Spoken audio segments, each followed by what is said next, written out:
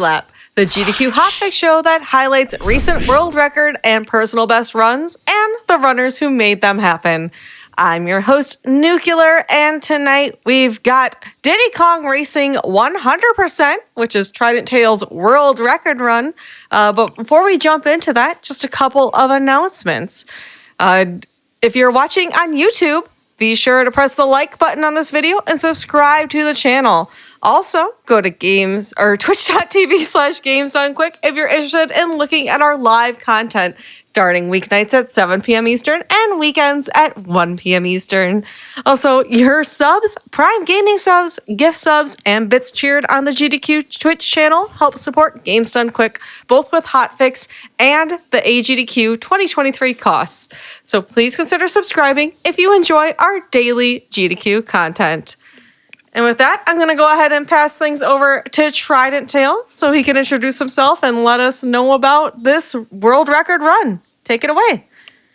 Thank you so much. Hello, everyone. I'm Trident Tail. And Diddy Kong Racing is no stranger to GDQ. I'm sure many of you have seen this run before. But I'm very thankful for the opportunity because, as we all know, in live runs, sometimes things don't always go as planned. But hopefully tonight I get to show you what happens when most things do go right. So thanks so much for tuning in. I'm ready to get started. Shall we get started? Yeah, go ahead and count us down, and we'll start the timer and get this run rocking and rolling. Sure, sounds good. So how about in 5, 4, 3, 2, 1, and go. All right, so since this is a series kind of focused around personal achievement, I think it's pertinent to talk about, I guess, my personal journey with this game. I started speedrunning this game in 2015, and, slowly over the years, I kind of worked my way up the ranks. And then things started to change in 2019 when I challenged myself to create this segmented run. And it was a really good exercise in really diving into the minutia of, every aspect of the game.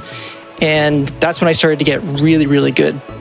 And it wasn't long after that I started to be able to compete for world records and top times. So I first got the world record in this category in the summer of 2020. And ever since then, we've been kind of going back and forth. And at the time of this run, I was chasing the world record, which was 143.52. All right, so let's get into the run.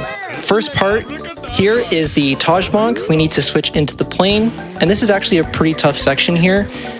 We need to kind of maintain our speed with these barrel rolls, and we're barrel rolling through tight tunnels, and we need to pick up these for overworld balloons. So we're going to do a couple of barrel rolls here, and then there's a really tight turn here. Needs to take that turn, but also maintain all of our speed. And then there's a little tip here. I'm going to just kind of scrape up against the right door, and that's how you get a good fade out going into Down Domain. So now we're going into our first track, which is Jungle Falls. It's a really, really fast track, a really flowy track. You're chaining all these boosts and all the boosts together, trying to get some hang time. And while you're doing that, you're tapping the accelerator in some very specific spots to kind of maintain that momentum through the race. Now, I'll talk about one of the most important aspects of this run, and it is the cutscene skip that happens at the end of every race. So at the end of every race, you have one frame to pause, just like that. The first place will come up on the screen, and you can exit to the lobby. And by doing this, you skip the Taj cutscene of him giving you the balloon. And so there's 40 of these in a run, and you need to try and hit as many as you can. It saves about 4 minutes over the course of a run, and every one you miss kind of eats into that time. And it's really challenging because this game runs on a variable frame rate, and when you're trying to perform one-frame tricks on a game that has a variable frame rate, well, I guess you can probably guess, rather, how that would be quite difficult. So here we are in Ancient Lake. Not as flowy as Jungle Falls, so there's going to be a lot more A-tapping involved. And you see there, we got the cutscene skip. We did have to buffer it though, so that's cool. If you pause too early, it's all right, because you can quickly double tap the start button to unpause and then pause again, try again. All right, so now we're moving on to Fossil Canyon. And I guess we'll talk about car mechanics a little bit here. I'm sure many of you know, if you're familiar with Diddy Kong Racing runs, is the A-tapping mechanic. To be honest, I'm not too sure how this works. I feel like the more information that we get about how car mechanics work, the more it confuses me. But what I can tell you is that tapping the A button does allow you to go faster. But also that, in addition to that, rather, when you're tapping the A button, you're kind of adjusting your vehicle's traction. And that, by doing that, you can kind of extend your momentum, coming out of boosts a little bit longer. So yeah, it's kind of tough to explain. To be honest, I don't really know fully how it works, but that's probably the best explanation I can give. I do have a question from chat asking, is it important which character you choose at the beginning? Yeah, so for the majority of speedruns, like 99% of speedruns, we use the character TT. He's just like the most broken character in the game. He's got maxed out top speed, maxed out acceleration, and his handling is actually like dead in the middle, which is perfect, because you don't want someone that handles too sharp, and you don't want someone whose handling is too tight. So he's kind of like the perfect character. So here we are in Hot Top Volcano, and you can kind of see we're not really inside the track.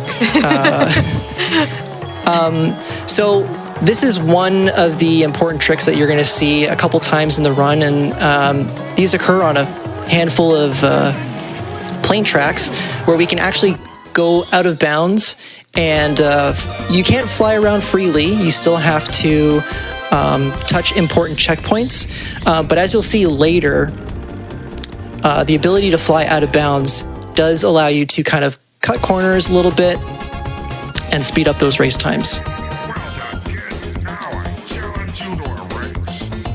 So now we're on to the first boss race, and this is kind of the first major trick and also the first major reset point.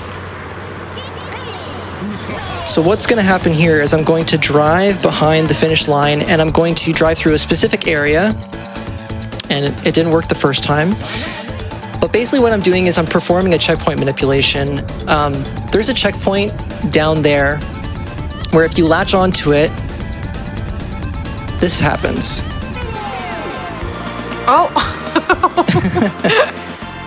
Okay, then. Yeah. Now, there's a good explanation for this. There's a checkpoint at the bottom of the track that actually occurs after the finish line. And when you get the wrong way sign and you start to drive up the mountain, those checkpoint numbers start to count down until it corresponds with the checkpoint that corresponds with the finish line, which ends the race. It's really cool, but it doesn't always work. And I'll talk a little bit about that the second time we see it. But for now, let's talk about Fire Mountain. I'm kind of excited about this because this is a newer strat that you might not have seen. I've been kind of working on this a little bit. But what you might have seen before is after we drop the first egg, we travel to another player's nest to go pick up an egg. But instead, we're going to shoot a CPU with a homing rocket who is holding an egg.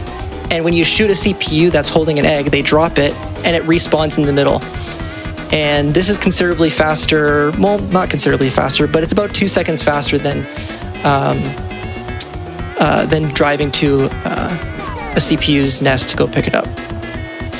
And this was actually a strategy that I kind of developed around the time of the segmented run, but we didn't really use it in runs because we were having trouble figuring out a certain flight pattern where CPUs didn't mess with you, because CPUs can steal your egg in this minigame.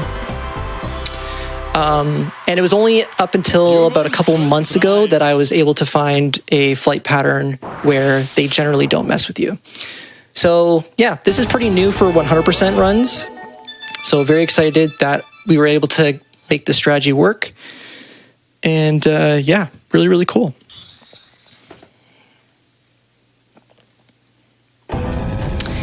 And now we're moving on to the coin race portion of Dino Domain.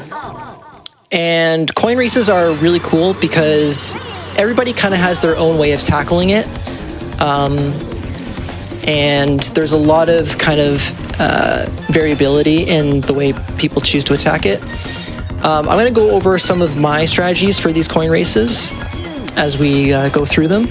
For Jungle Falls, I mostly just stick to the general balloon race route. So I prioritize bananas because for every banana you collect, it increases your top speed and acceleration. So I kind of focus on bananas lap 1, and then I will clean up the rest of the coins in lap 2, and then lap 3 you kind of just cruise. And you got to make sure that...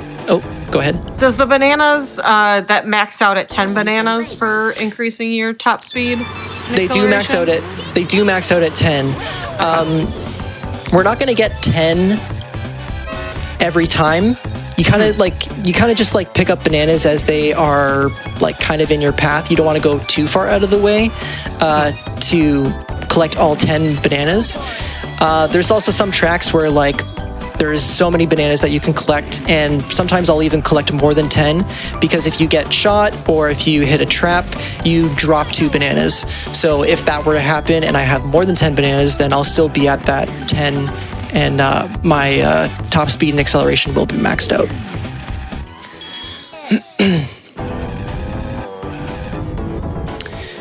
All right, so we're back in Fossil Canyon, and we'll go through a bit of the strategy here.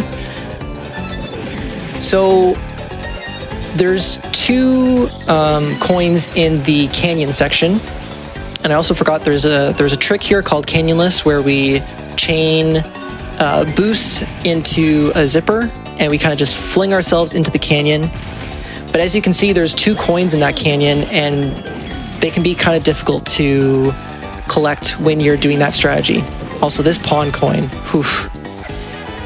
that's a coin that you don't want to miss because when you fly through that area, if you miss that coin, then you're like so far past it, and if you do that on the all 3 laps, then you have to go back and grab it.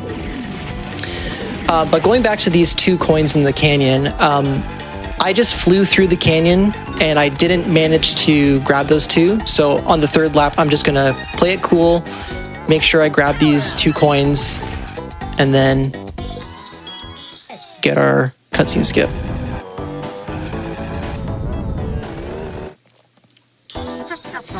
Now with Hot Dog Volcano coins, because we have that out of bounds trick that we can perform, we want to ideally grab all of the coins on the first lap so that we can go out of bounds and finish up the rest of this track as fast as possible. So missing any of these coins is a really, really bad thing. Like, it actually loses you a lot of time. That coin is okay to miss because we're actually going to go back in bounds at the very, very end. So I'm not too worried about that.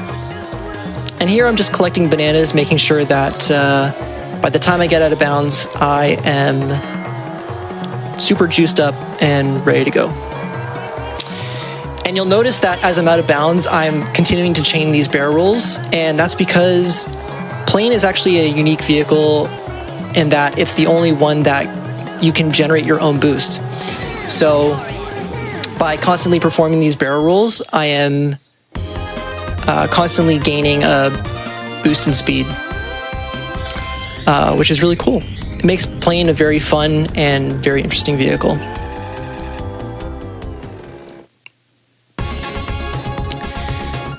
All right, so now we're back at Tricky. And we're going to perform the trick again. We got it second try the first time, which loses about 9 seconds. And we'll see what we get this time. So again, we're going to drive down into this corner here. The wrong way pops up, which means we got the trick. And that's it. Now, the game saves the frame after you finish the boss race, and we're actually done with Dino Domain for now. You might be wondering, yeah, but like you didn't do the trophy race, and isn't that required for 100%? Yes, it is required for 100%, but the trophy race for Dino Domain, we're actually going to need a little bit later. So we're going to let it go for now. We're going to reset the console so that we don't have to watch cutscenes and just move on with the rest of the run. So now at 3 points during this race, we're going to race Taj once for each vehicle. So right now we're in the car challenge and we're just going to go in circles. And if I were to kind of just go over my strategy, it's really just to mash the A button like crazy. Generally, they say the strat is to tap about 5 times a second, which is not as fast as you think. It's kind of a moderate tapping. But for this race in particular, I don't know why it works for me, but I just mash like crazy. And we're also going to finish in the middle there because we need to talk to Taj and switch planes, or switch vehicles to plane, because we're going to go to our second world, which is Snowflake Mountain.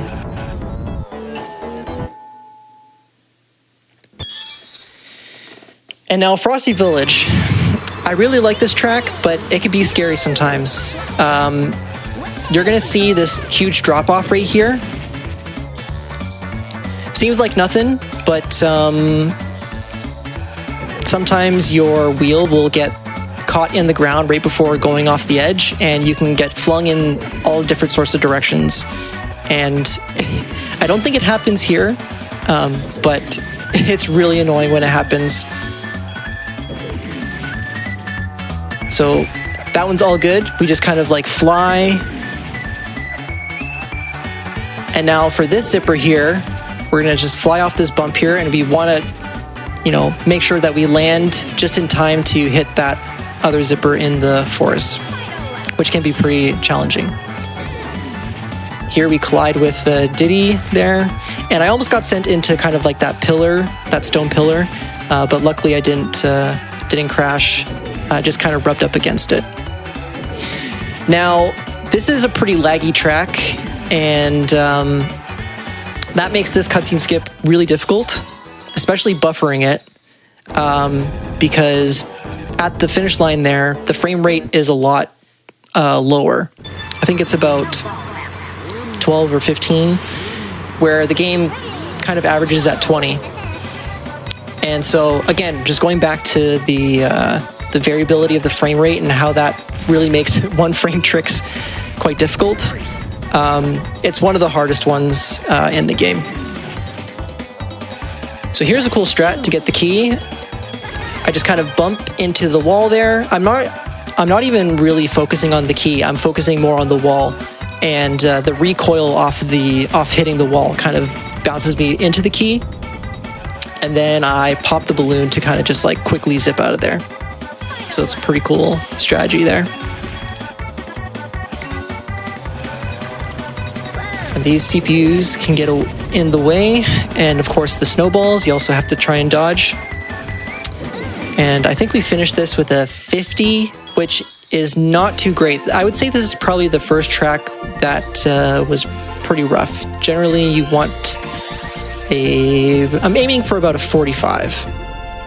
So lost about 5 seconds on this race.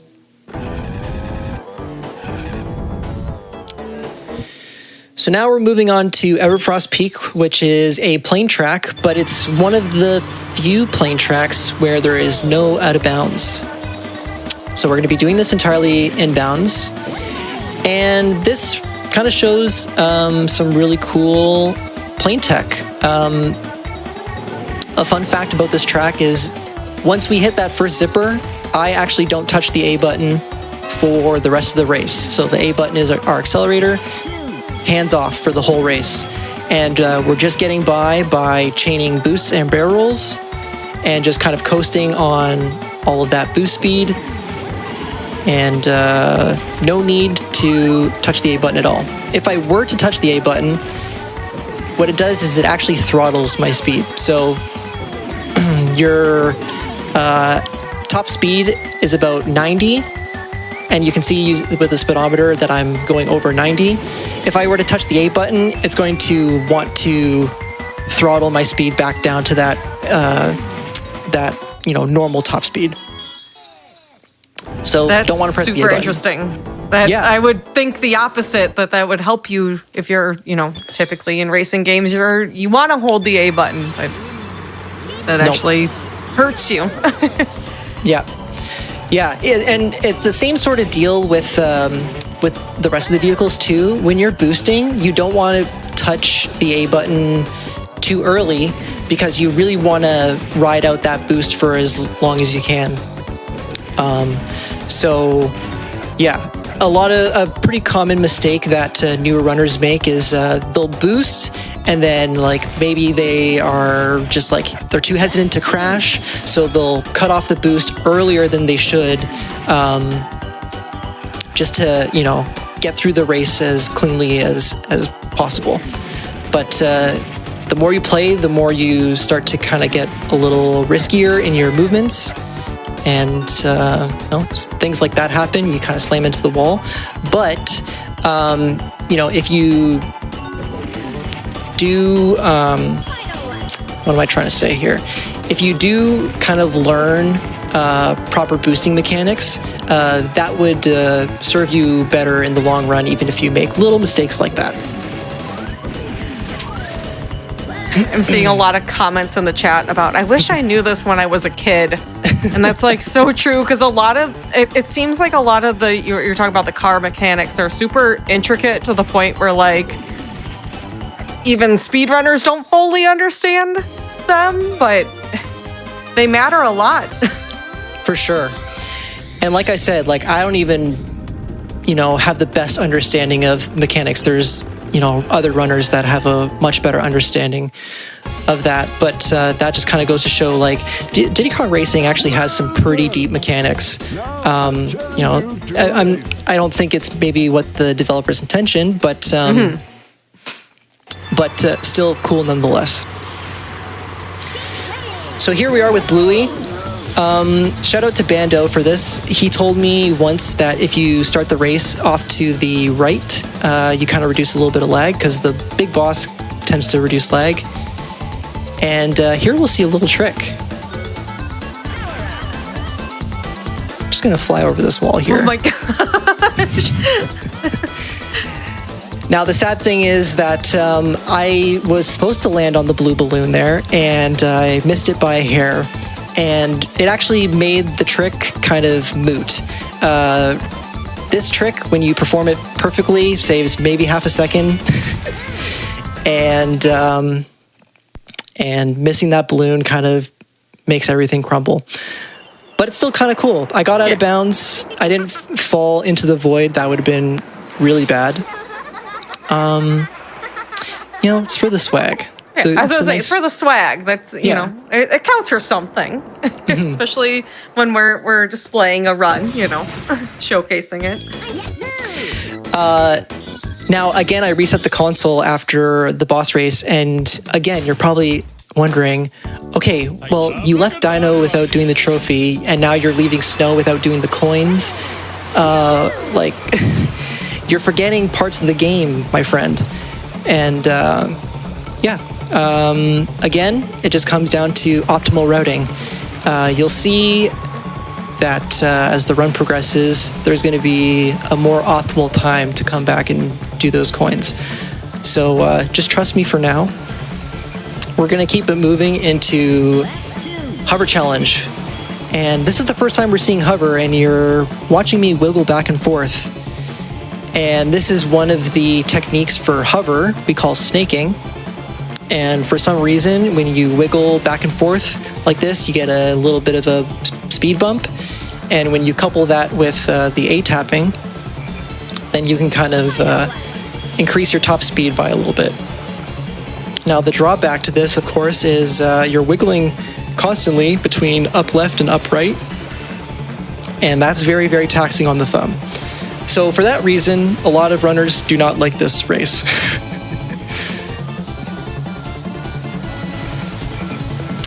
Now, here's a little tip. We finished the race on the beach. If you finish on the water, the balloon that Taj gives you, you actually can't pick it up until the balloon hovers over onto the beach. So finish the race on the beach, and then you can immediately grab the balloon right away. And now we're off to Sherbet Island.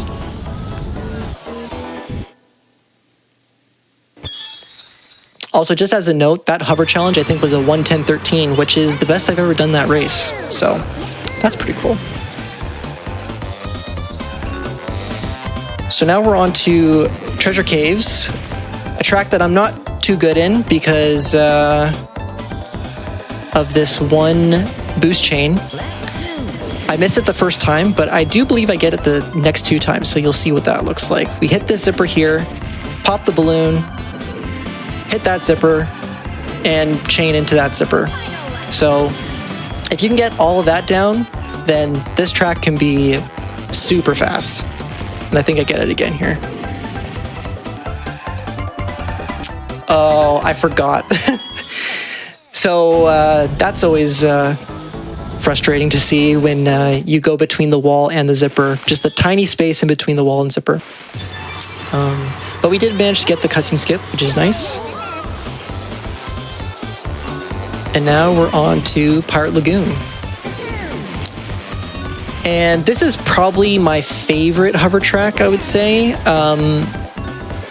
There's lots of really cool boost chains in this level, like this one right here. We're gonna hit this zipper.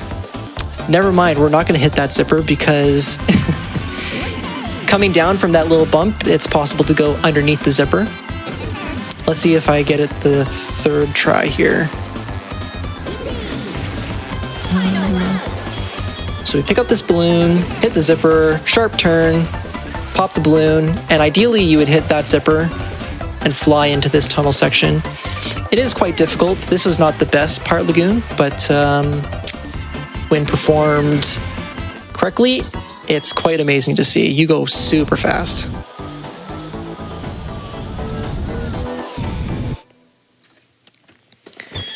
And now we're on to Crescent Island. And we do have a key on this stage. It's a little hidden. And we're going to actually grab it in the middle of this race. But first we're going to just go through normally, collect some bananas, hit our face in the wall. Really tight turn here. And now we're gonna set up to get the key. So we're gonna hit the zipper, fly into the water, and hopefully you get a good tide. I didn't have the best tide there, so I had to kind of hover around and wait for the water to rise up so I could grab that key. And now we're back on the road.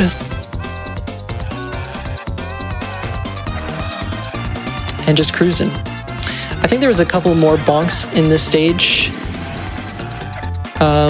Generally I have this track down pretty well, but I think this was pretty uncharacteristic of me.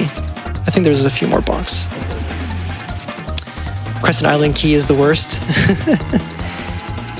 I think what they intended to do is after you finish this this race, you can go back in and you can play this course using the hovercraft. And maybe they intended you to enter this track with the hovercraft and kind of just explore, and maybe you would have found the key that way. But we don't need the hovercraft. We're so fast that we have time to kind of just take a swim and pick up that key.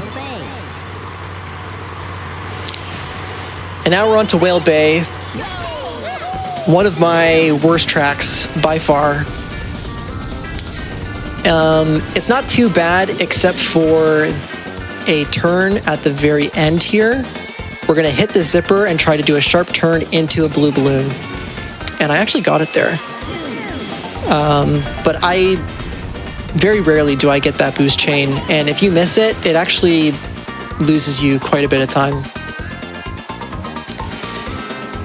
Now, another thing about this track is, like Frosty Village, there's quite a lot of lag at the finish line here, which drops the frame rate, and it makes this cutscene skip nearly impossible. And there's our first miss, which is actually quite good. This is what we've done. We've done 15 in a row. So 15 one-frame tricks in a row. And we missed it on one of the toughest tracks in the game. So at this point, I'm not really complaining. Now I challenge you to a race. All right. And now we're on to Bubbler. I think this boss upset many a casual player, especially the second version of this boss. But when you have TT and you know the speed tech, it's actually not so bad. So one unique thing about this race is we actually do balloon stacking. Now, we typically don't do this because stacking the boosts doesn't really increase the amount of speed you get. It just kind of increases the duration. And so it's actually better to just pop the individual balloons as you get them. But with hover, it's a little different in that re-grabbing the accelerator after a boost can be a little tricky. And so kind of nailing that sweet spot 3 times in one lap, we kind of just stack them and then just use it all at once. And it seems to be a pretty effective strategy. And then again, just like after Snowflake, we reset the console here because we are done with Sherbet for now.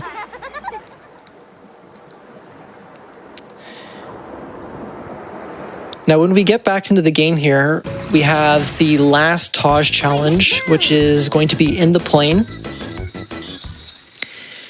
And again, it really shows off the plane mechanics because we're not going to be touching the accelerator again, except for, once we build up our speed at the start here.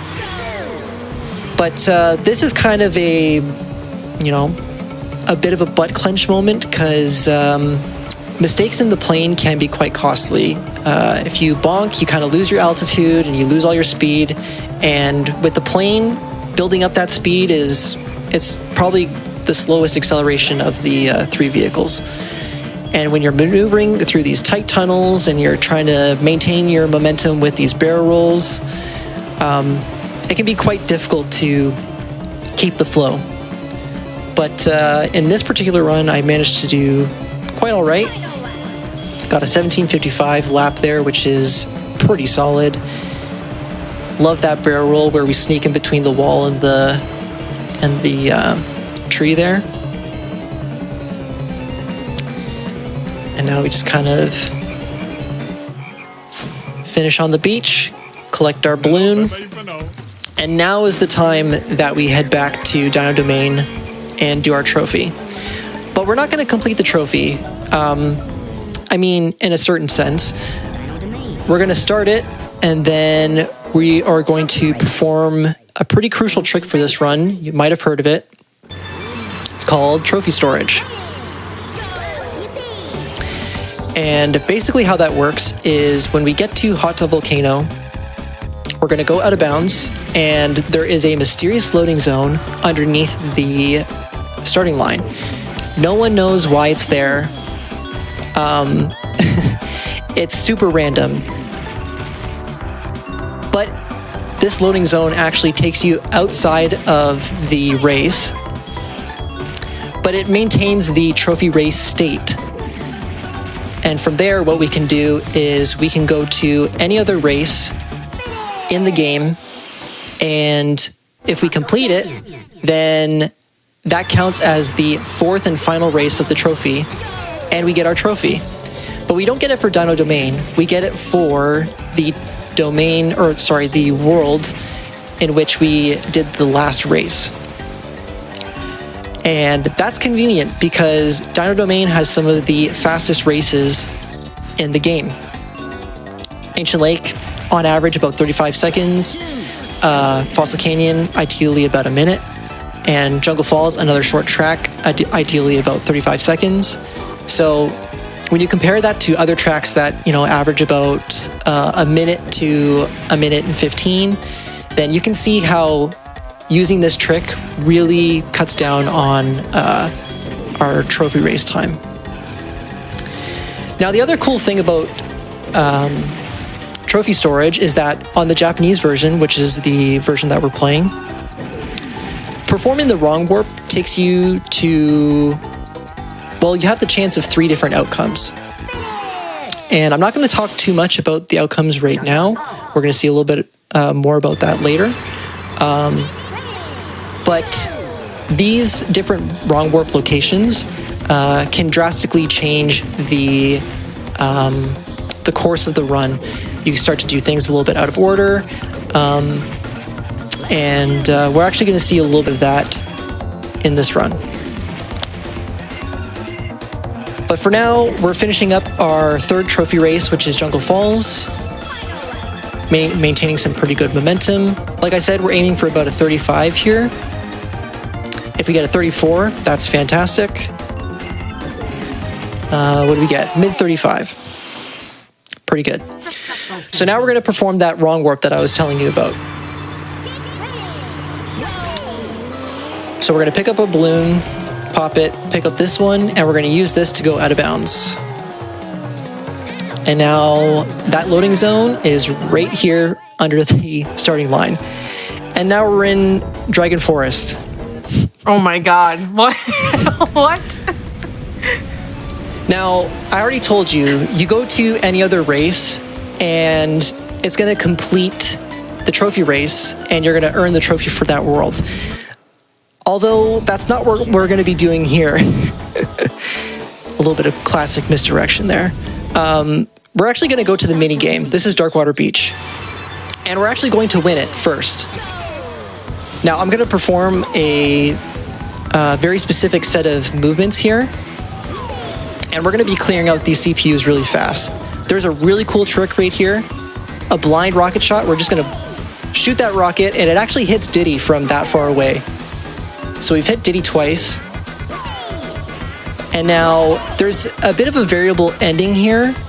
So right now I'm looking at the mini-map and I'm trying to figure out where the CPUs are. I know that Diddy's behind me, so I'm going to turn around and just finish up Diddy just like that. It's not the fastest way to end this, but it's a pretty fast backup. So I'm super ecstatic that all this went my way. This is a really, really tough thing to pull off in a run. And now we won. We get a piece of the TT amulet, and that takes precedence over the trophy race. But now look what's going to happen here. I go back into the minigame, and I'm going to intentionally eliminate myself. Not doing the best job. I ideally don't want to miss the mines or the balloon. I want to take myself out as quickly as possible. And now I have the trophy. So 3 first place finishes and a 4th place automatically rewards you the gold trophy. And it looks like it's in Dino Domain, but it's actually the trophy for Sherbet Island. So yeah, super weird. It's a crazy coincidence that this loading zone exists and that we can use it to this purpose. It's kind of fascinating to me. And yeah, we're back in Sherbet Island. We never finished the coin race, so why not? Let's do it now. Now, there's a bit of a cool strat that I do. I don't think anybody else does it, but I try to do this boost chain here. And I try to pick up that coin. I didn't quite get it. I'm not sure if I get it on the third try here. Oh, nope. CPU's messed me up, so I didn't get the balloon. But that's okay. We hit the zipper, and then we're going to pick up the last coin. We hit our 1-frame trick to skip the cutscene. And now we're moving on to Pirate Lagoon. Now, I've changed up my strategy for this race quite a bit, but I think I adopted this strategy from another runner by the name of Sweener Dog. And I used to get way more coins on the first lap. But one of the issues that I ran into was CPU timing. And if you haven't already kind of guessed, the CPUs actually play a big role in this game. You think, they're just pylons. You lap them in just about every race. Like, what kind of trouble can they cause you? Well, when you're lapping them, they can really get in your way and cause problems. And that happens in this track, at least with my old strat. By the time I got to the third lap, they were hovering around a blue balloon and they would often steal it from me. But with this new strat where I kind of hold off getting a few coins, I can outpace them by the time I get to the third lap, and then I haven't had that problem of them stealing my balloon. So yeah, so the coin routes do matter. There is a little bit of strategy involved in, when you want to grab coins at particular times. And it's one of the reasons why I love this game so much. There's lots to think about, lots of strategy, in addition to the crazy mechanics.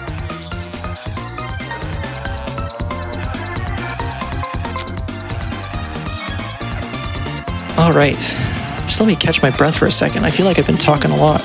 Yeah, you've been killing it.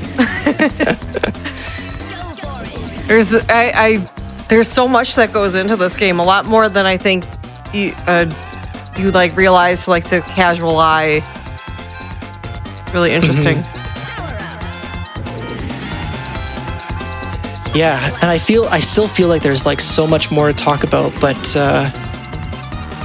man, it just goes by so fast. Diddy Kong Racing is a fast game, man. There's and it's nonstop too. There's no real breaks. You get the odd cutscene here and there, but it's go go go. You're always on. Well, especially you're skipping a lot of those cutscenes anyways, so. If we want to talk about it a little bit, there's 40 cutscene skips in a 100% run, and no one has gotten all 40 in a run. Wow. It's never been done. And, that shouldn't be a shock. 40 frame perfect tricks, that's insane. But what I can tell you is that 39 out of 40 cutscene skips has been done by 2 people.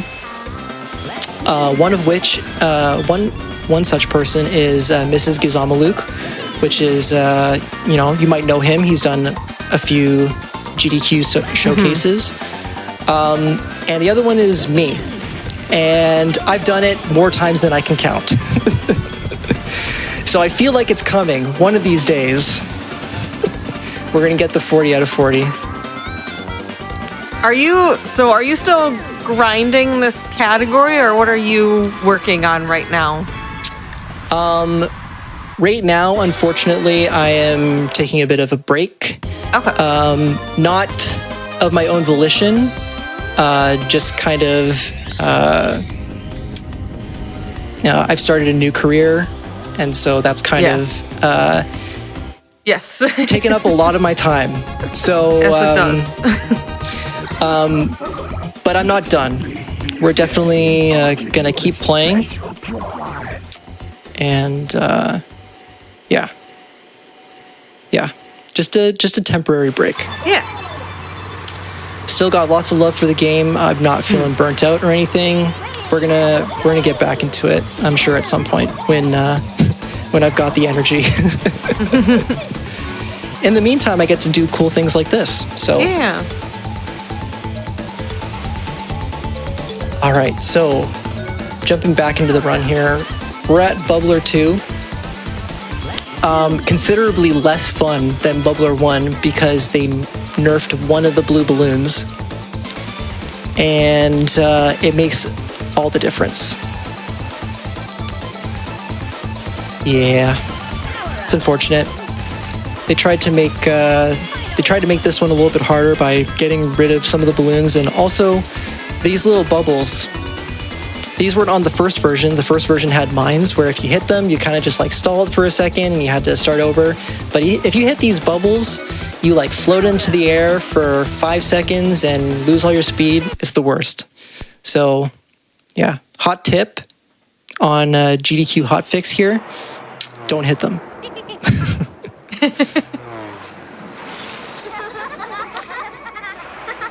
All right, so now Sherbet Island is completely done. There's no reason to go back there. We finished the coins, we finished the trophy race, we finished both bosses. That Sherbet Island is done. And now when we get back into the game here, this is a bit of new tech here. Shoutouts to Olympus. He theorized one day, well, instead of changing to the plane, what if you went to plane challenge and you got a starting boost and went to Dino? And he said this in my stream one day, and I was like, I don't think that's faster. I did a little bit of testing, and sure enough, it's faster by maybe about a half a second. So, so now instead of switching to the plane, we do just a little bit of extra menuing to select plane challenge, and the animation of switching into the plane is coupled with the fade out to go into the race. And then if you just wait a moment, you get the all-important starting boosts because, as I said before, getting up to speed with the plane off of nothing, it takes a little while. It has the worst acceleration of all three vehicles. So that starting boost is actually really important, and I think is what makes the difference. So shoutouts to Olympus for that little contribution. And we might actually see it a little bit later. We might see it again a little bit later. But yeah, we're back in Dino Trophy. You can probably guess what we're doing here. And we've seen these tracks before, so I don't know if anybody in chat has any questions, but if you have any questions, now would be a great time.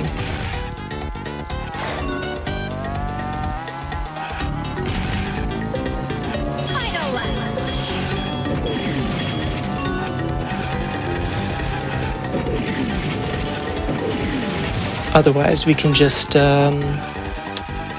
kind of do a play-by-play here. I think this is a bit of a rough Fossil Canyon. I messed up that canyonless section, missed the balloon. We got a 102, which is like not terrible, but definitely shooting for a sub 1 minute time. Who's the best non-unlockable character? That would probably depend on who you ask. We've got some Conquer stands, which has very similar stats to TT, except for the top speed. So a lot of people recommend that when you're getting into Diddy Kong Racing speedruns and you're trying to unlock TT, a lot of people suggest Conquer because it's not as drastic a shift in handling wise. My personal favorite is Banjo or Timber. I really like Banjo's top speed, and he's got a little bit tighter handling, but it doesn't bother me too much. I like my boy Banjo. All right, so this is not the warp outcome that we had the first time, but this is the best outcome that you can get. Or Overworlds. Let's say this is the best outcome you can get. And the reason for that is because we can fly out of bounds and access this boss race early. And this, getting Dragon Forest in the Plain is about a 10% chance. So it's quite rare, and it has the best outcome as far as potential time save. So yeah, and of course it's a plain track, so you know there's going to be an out of bounds, right?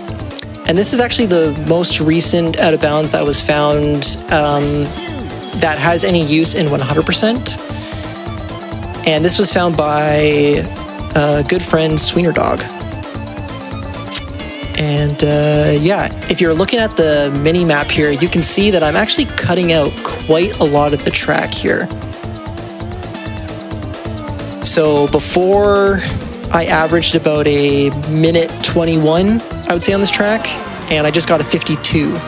So this was a pretty significant find. Cut a lot of time. And we're not going to see the benefits of doing this boss race early just yet, but you'll see it in a little bit.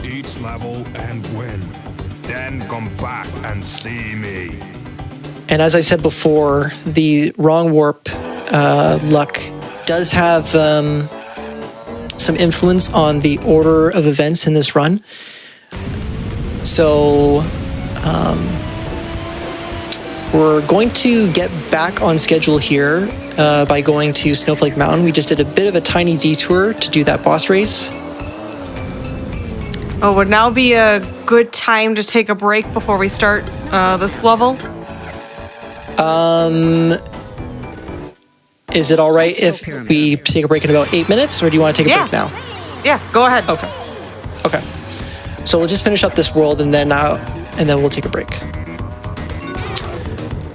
So we're on to Icicle Pyramid, and again, it's a similar minigame to Darkwater Beach. We need to eliminate all these CPUs, and again, I'm doing very precise movements to kind of get all these CPUs to come to the top level here, and that's exactly what happens here.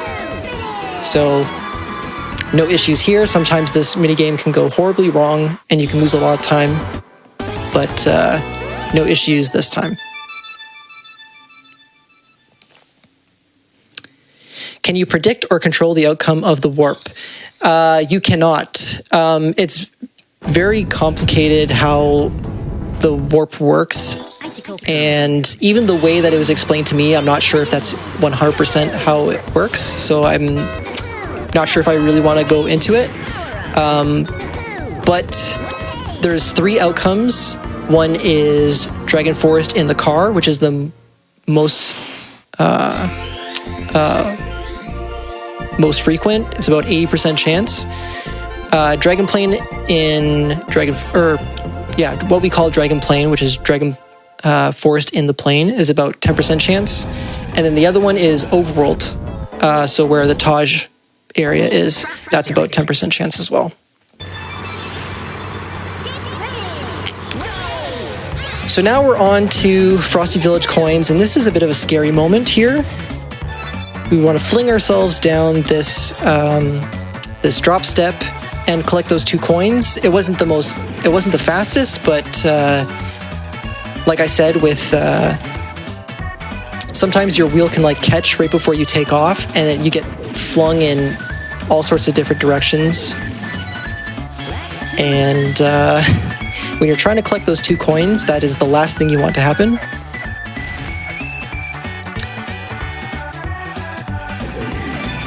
And again, just talking strategy as far as like collecting coins, there's 2 coins here that I'm actually going to not collect.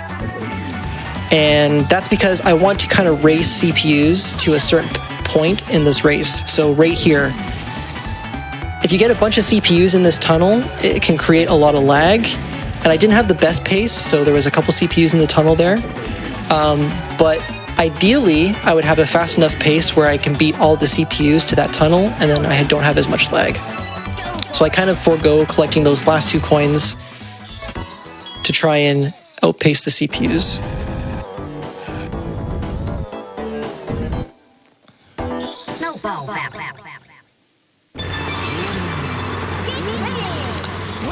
All right, so we have a bit of a unique route here. First, we go right to collect some bananas and these 2 coins. And then I'm going to intentionally cut this boost here, grab that coin, and then grab the coin in the valley there, also while hitting the boost. And then again, just for like CPU pacing, I'm just gonna blow through this first level, or I would have if they didn't place an oil slick right on top of the zipper. Very, very rude.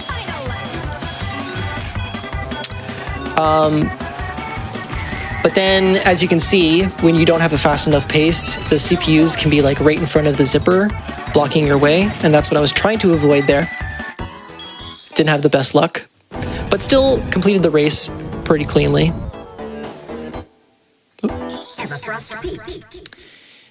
And now we're on to Everfrost Peak. And my strategy here is to pretty much collect all of the coins on the first lap here, except for 1, and you'll see why it's a little bit difficult to collect all of them. Ooh, also missed that ground zipper. Kind of unfortunate. So we've got 2 coins here that are right on top of each other. You could do a barrel roll and collect them both, but it's kind of like a last resort. Like if you miss both of those coins and you've got 1 lap to get them both, then it's kind of a last ditch effort kind of strat. Otherwise, it's just best to just collect one lap at a time.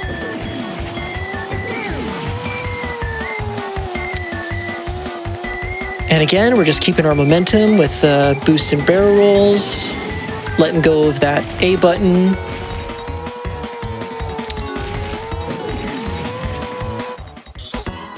Nailing our 1-frame tricks. So at this point in the run, I think we only missed 2, and they were both on Whale Bay, which is one of the hardest tracks to get that cuts and skipping. Now I also do a bit of a unique strat here. There's a coin that's tucked pretty closely behind a fence right here, but with a pretty precise turn, you can grab it without losing too much speed. And most people, I think, just like intentionally slow down for that. And I would do that if I was on the 3rd lap, but I try to nail that turn so I don't have to slow down as much later.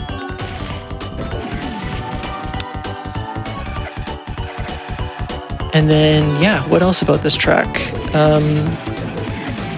This track is also, that coin there, I leave until the very end because around that time on the 3rd lap is when I will meet up with the CPUs. And to kind of blow through there with the zipper when there's all these CPUs around is kind of risky. So I use this moment as a good opportunity to grab that coin. I had a pretty good pace there, so I actually didn't have to worry about CPUs in the way, but just to play it safe, I end up getting that coin last.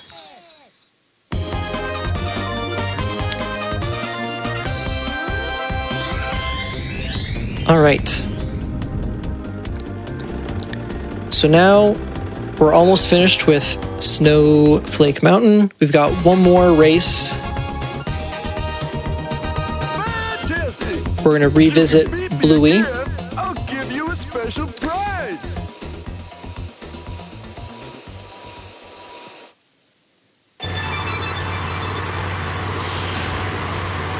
Again, I'm going to kind of like hang to the right here so that if I keep him off the screen enough, then he won't generate as much lag.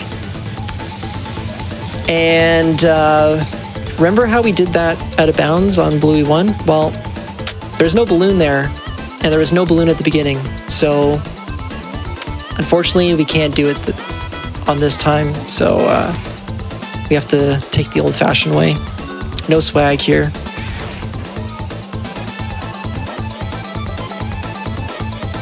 Those snowballs just seemed way too close for comfort there. Well, we actually try to intentionally hit one because when you're in the hover, you don't get squished. You actually can get Oh, you can actually get boosted a little bit further. I did not know that. So that signals the end of Snowflake Mountain. So we're done with that world, and I think now would be a good time to take a break. Perfect. Yeah. All right, chat, we are going to take a quick little wellness break as we do on GDQ Hotfix. Now it's a good time to use the restroom, maybe get a drink, get a snack. And when we come back, Trident Tail will finish off explaining his world record run to us. And then make sure to stay tuned, though, because even after that, we have another runner, Marforia, who's going to explain their new personal best run of Resident Evil Remake. Stay tuned. The GDQ Hotfix show that highlights recent world record and personal best runs and the runners that made them happen. I'm your host, Nuclear, and tonight I've got with me Trident Tail showcasing his recent world record Diddy Kong Racing 100% run. Before we get back into the run, though, just a few announcements. Fright Fatales is a one-day event on October 23rd to celebrate spooky season with dark, scary, and horror-themed speedruns from the Frame Fatales community. Use command FRIGHT in Twitch chat to see the schedule. Also on October 31st, we will have Halloween Spooktacular, hosted by Ecdysis and Smooth Operative. All right. Let's gonna go ahead and pass things back to you, Trident Tail, if you want to just let everyone know where we are in the run and get back into it. Sure. So up until this point, we've gone through pretty much all of Dino Domain. We've gone through Sherbet Island, and we've gone through Snowflake Mountain. And we also had kind of a detour there where we were able to do a boss race a little bit earlier than we're supposed to, and we're going to kind of see the ramifications of that coming up. So let's get back into the race. Do I need to count down again, or? Yes, please. Okay. In 5, 4, 3, 2, 1, go. All right, so we're actually going to start off the second half of this run with a bit of controversy. Chat's going to love me for this. Okay. So when we get back into the game here, we're going to go to the menu and we're going to turn the music off. But guess what? It's okay, because with the power of post-production, I put the music back in for you. So, hey, we've got the music, but let's just keep in mind that in the actual run, there is no music at this point.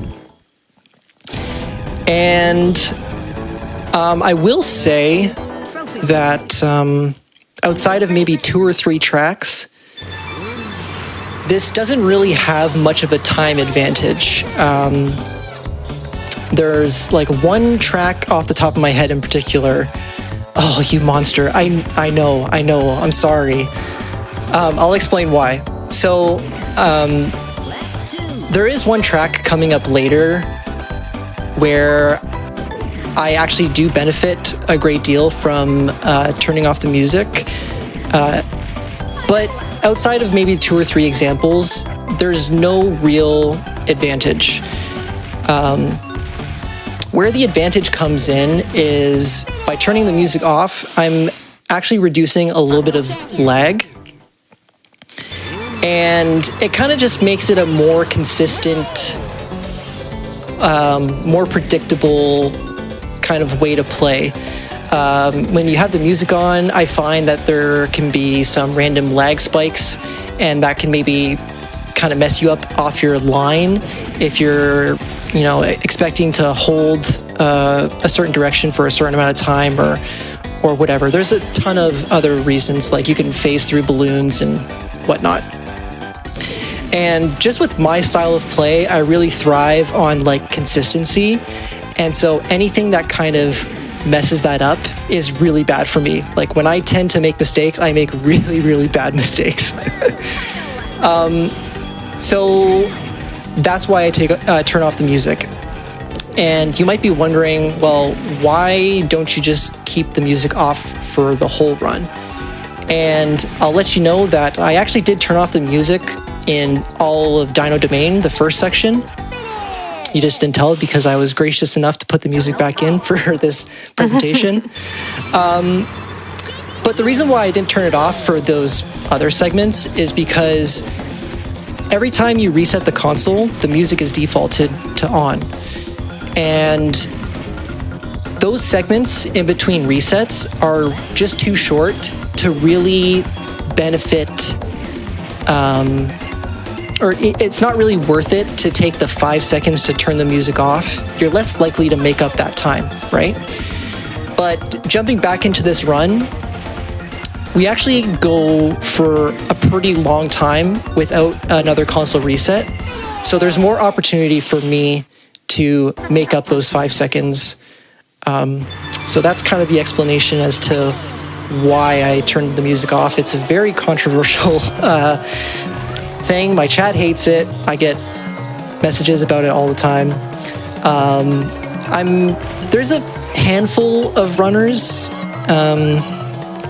maybe not a handful, maybe like two other runners that have followed in my dark footsteps and have started to experiment with turning the music off. But for the most part,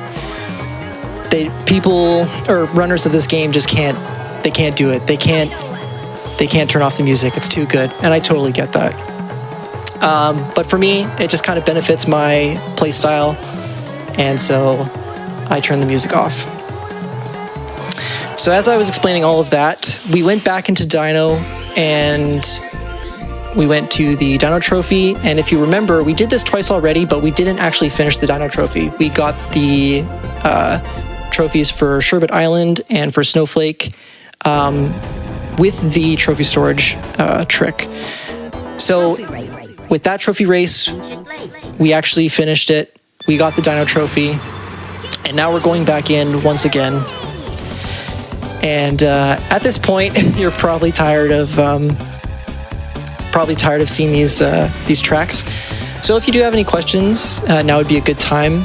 I did see one question from earlier asking how you unlock TT, and sure, we can go through that. The way you unlock TT, it's actually quite challenging if you've never done it before. But there is a time trial mode in this game, and each track has a staff ghost and a TT ghost with each track's default vehicle. And to unlock TT, simply all you have to do is beat each track's staff ghost and then beat each track's TT ghost. And once you do that, TT pops out and says, hey, you beat all my times, and now you can play as me. And so that's how you do it. Very simple. But if you've never done it before, it's actually quite challenging. Although I am kind of divulging all the Diddy Kong Racing tech. So if you keep in mind all the tips for boosting and A-tapping and all that tech, it's pretty manageable. It's a bit of a challenge, but it's pretty manageable. Who is my childhood character? Timber for life. I play as Timber now, Timber or Banjo, but like many people, I played as Pipsy or Tip Top growing up because they had the best turning, and I wasn't so good at the drift mechanic. So yeah. If you're not comfortable with the drifting mechanic, those are two really good characters because they have really, really loose handling. You had a question from earlier. Now that you've turned off the music, what's your favorite song in the game? Ooh, I would probably go with TT's theme. We don't hear it in the run, because we don't talk to TT at any point, I don't think. No, we do in any percent, but not in 100%. Yeah, probably the TT theme. Another another common favorite is the Dark Moon Caverns track, and I mess with that track a little bit. It's pretty good. All right, so we're doing our third warp, and we're really hoping that we, hit that 90% chance of ending up in Dragon Forest, because that's where we want to be. And sure enough, we do. There is that 10% chance that sends us to the overworld, and that's the worst. When that happens, it's the worst feeling ever. But it didn't happen this run, so that's good. And now we're on to Haunted Woods, which is another one of my tracks that I'm not so good in. There's two very, very tough turns here. So the first one here, we hit this zipper, and then we want to do a really tight turn, and we want to fly right through this tunnel. Now, it's really tough because for me, I either turn too much or too little, and I don't cleanly make it through the tunnel.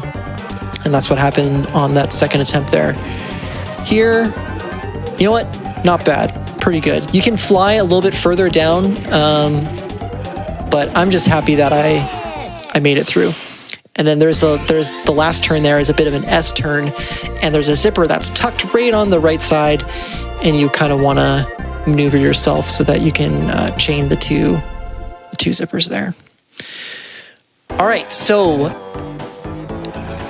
this is where things get really interesting and also a little bit nerve-wracking, because those cutscene skips that I told you about are way more important now, and you'll see why in just a moment.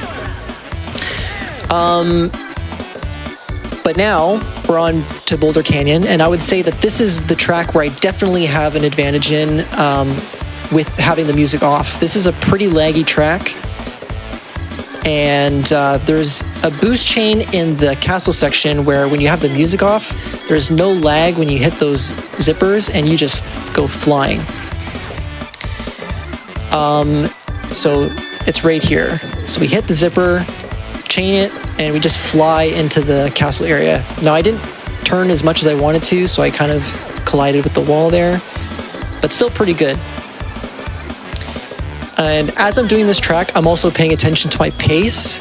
I want to outpace these CPUs right here because I need to get this key. If I can let 2 CPUs by, that's fine. No more than that, because if I let in more CPUs than that, then I don't get the lagless zipper here. And I don't get to fly through the castle section. Now, this is where the cutscene skip is really important. I'm gonna get it, but instead of exiting to lobby, I'm going to restart the race. And now I'm in the race, the same race, but now I'm in the coin version. And the reason why this happens is because we already finished the first Smoky boss, right? So as soon as you complete the balloon race, it checks to see if Smoky was completed. And because it is, it now allows us to do the coin race. And as you can imagine, when we get the cutscene skip and we restart the race, we're cutting down on a lot of overworld movement. So we generally say that the cutscene skips save about 6 seconds, but these restarts are special cutscene skips, and they save you about 12 seconds, an additional 6 seconds with overworld movement. So really, really cool. And with this route, being able to do Smoky early and doing these restarts, I could potentially save 25 seconds over the normal route if I manage to get all these restarts. So it's really cool, but also a really nerve-wracking part of the run because I need to hit these one-frame tricks.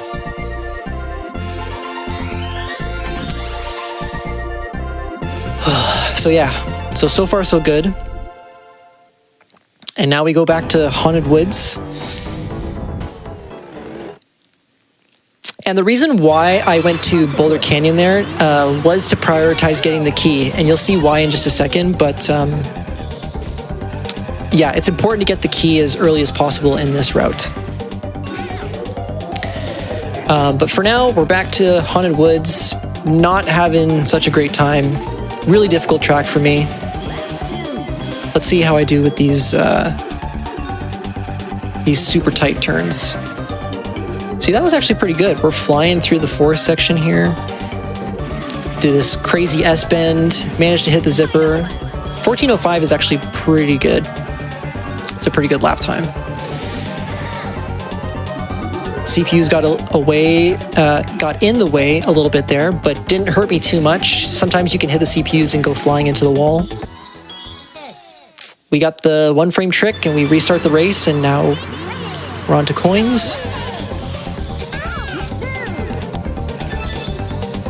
Now, my strategy here, there's a coin to the right there, but we're actually going to save that for later.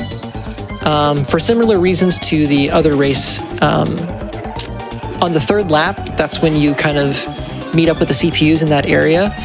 And because it's really hard to hit the zipper and do that turn, also, what was that zipper? You just like drove right over it. That happens sometimes and it's super frustrating. But flying through that section with a bunch of CPUs in the way can be really tough. So on this third lap here, since everybody's in this section, I just used that opportunity to grab that coin.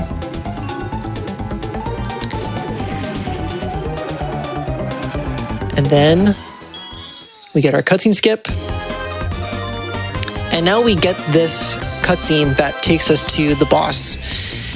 Now, we actually don't want to go in here because when we collect 4 balloons in Dragon Forest, that cutscene plays, but it's only going to take us to the first version of Smokey.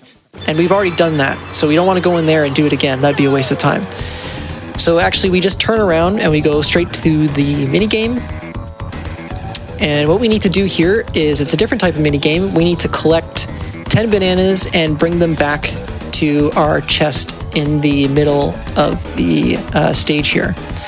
But the catch is that you can only hold 2 at a time. So I have an optimal route here, and I'm pretty much grabbing these bananas as soon as they spawn. It's kind of a good indicator of how optimally you're doing this. So you can see I picked up those bananas right as they spawn, so that's a really good sign.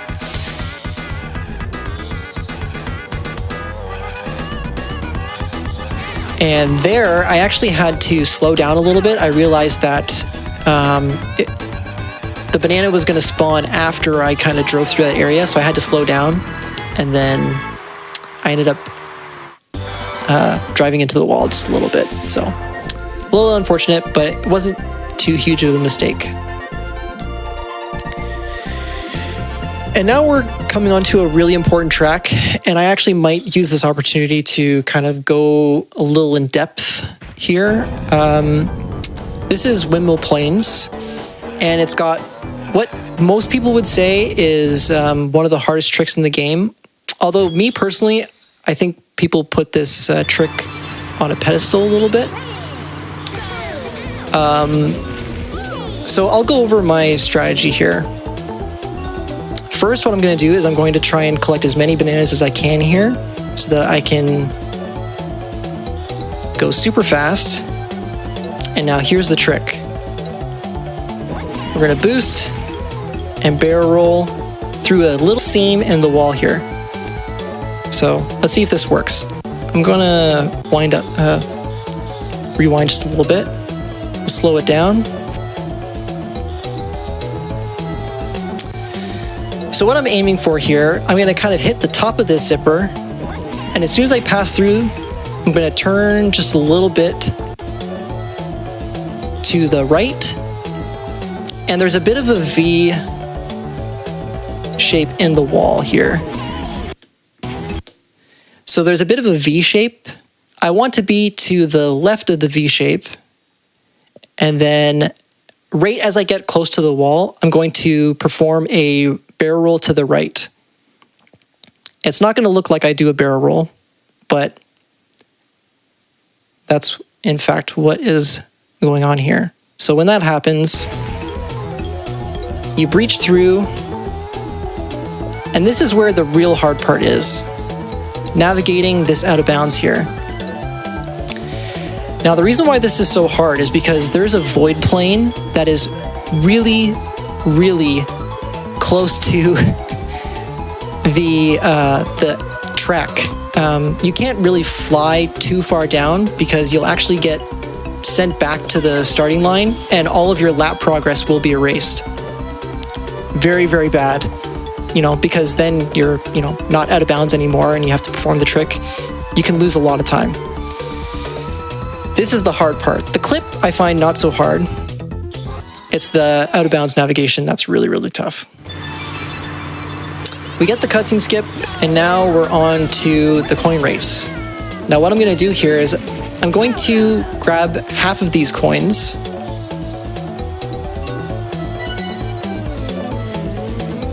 And then you're probably guessing what's going to happen next.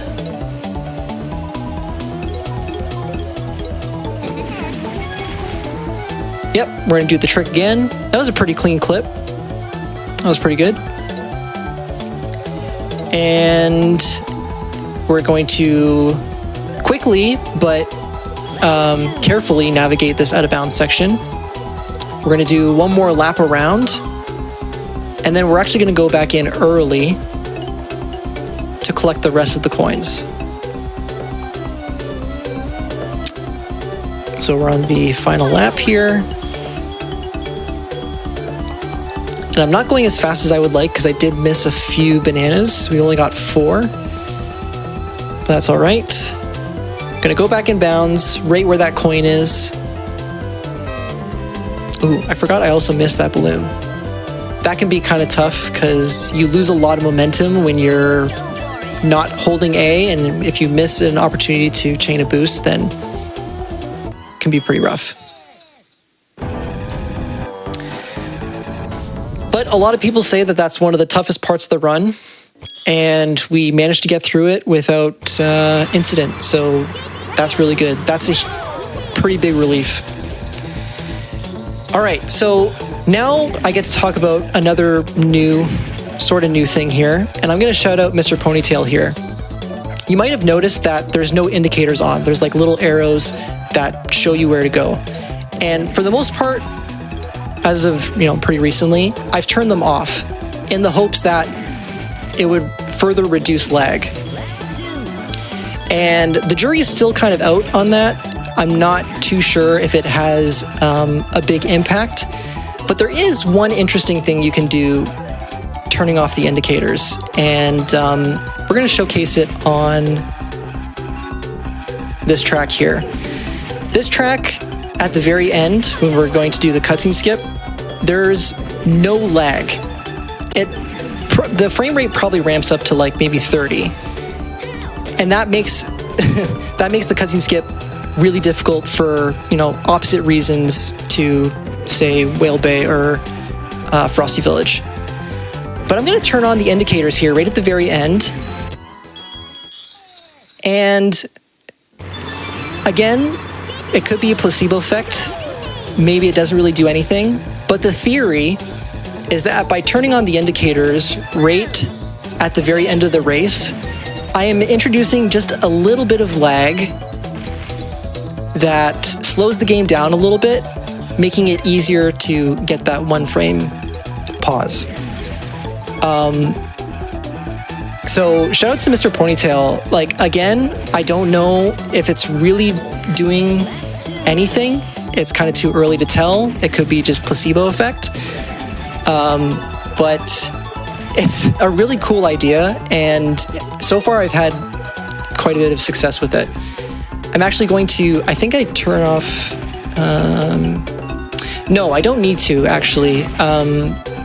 The second time around here on Greenwood Village, I don't need to worry about it as much because the CPUs are actually hovering around the finish line, and the CPUs can also generate lag, so I don't need to worry about it too much. But I don't think it's the only time we're going to see that strat being used. But yeah, again, just like a really cool idea. Shout out to Mr. Ponytail for that idea. Really, really cool. I love that kind of out of the box thinking.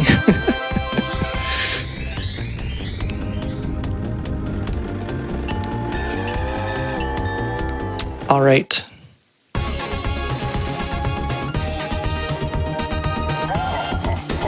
If you can beat me again, I'll give you a special prize. Yeah, Mr. Ponytail says, has the change to change the frame rate from 30 FPS to 20 FPS, making the cutscene skip 50% easier to hit. So, yeah, really, really cool idea. So now we're back to Smokey. Totally forgot that happened. Nice little bonk. Trying to barrel roll into that tight little space inside the windmill. But we managed to get the out of bounds clip, which is pretty cool. Oh, I totally forgot that happened.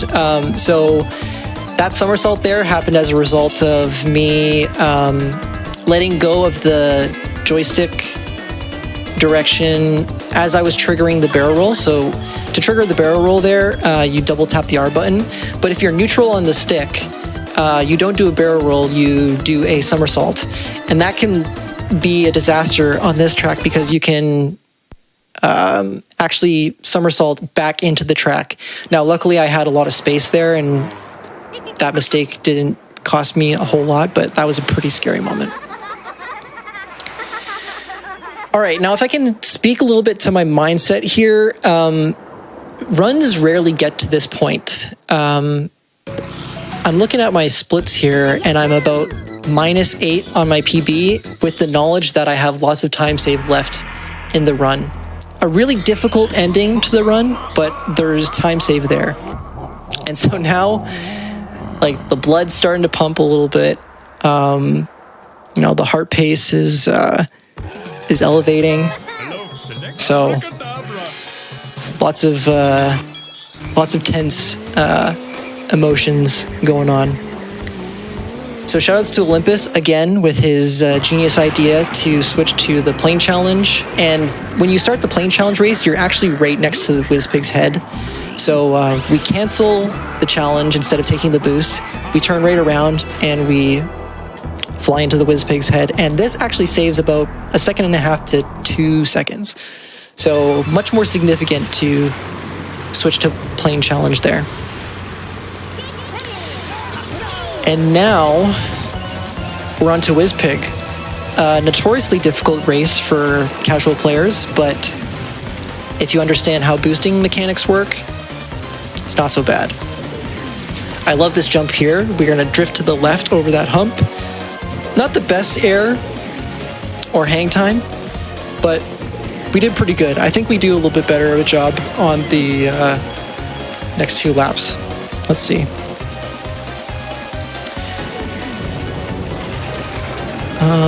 So we're gonna hit the zipper, and as soon as we land, we're gonna drift to the left, fly into that zipper,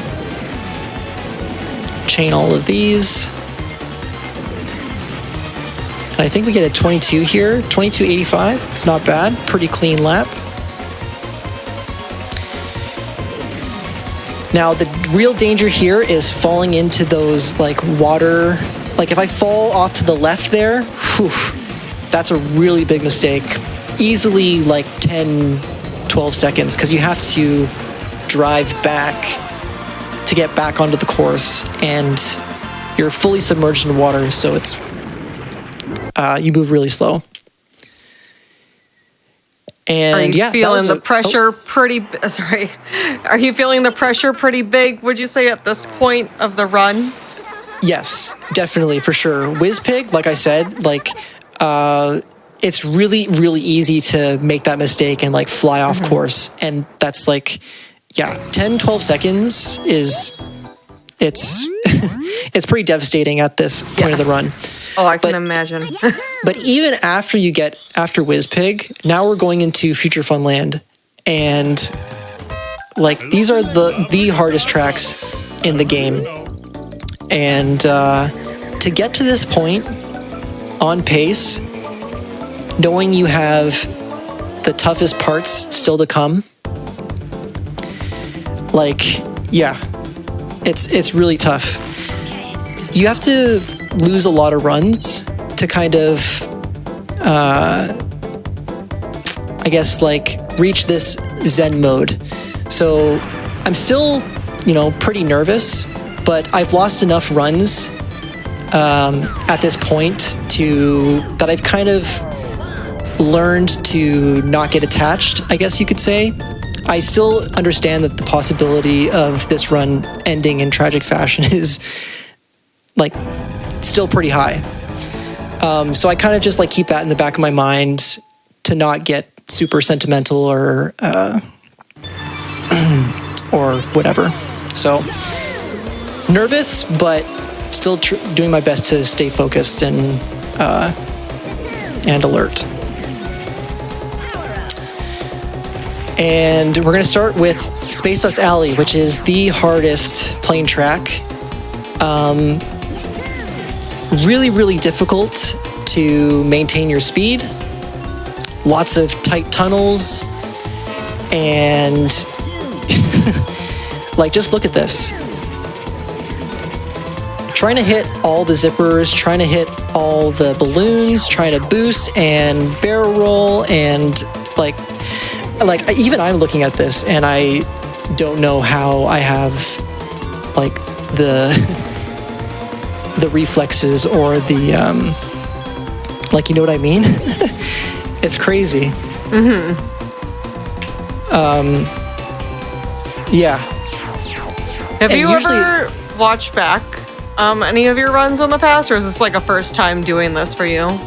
I tend to not watch my runs back. Understandable. Yeah, I think a lot of people are the same way. And so we get the cutscene skip, and just like Dragon Forest,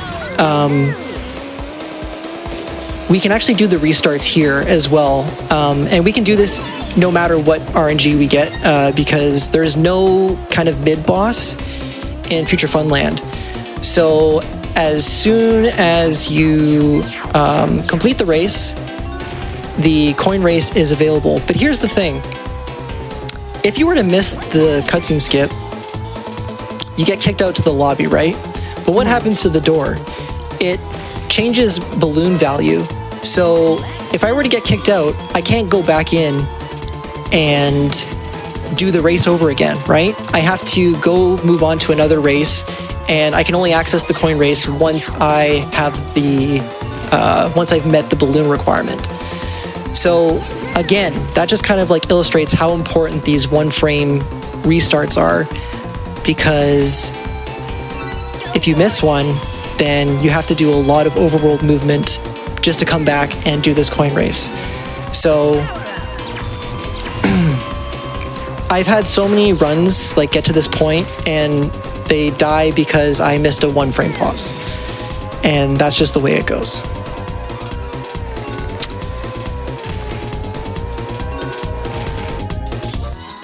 Oof.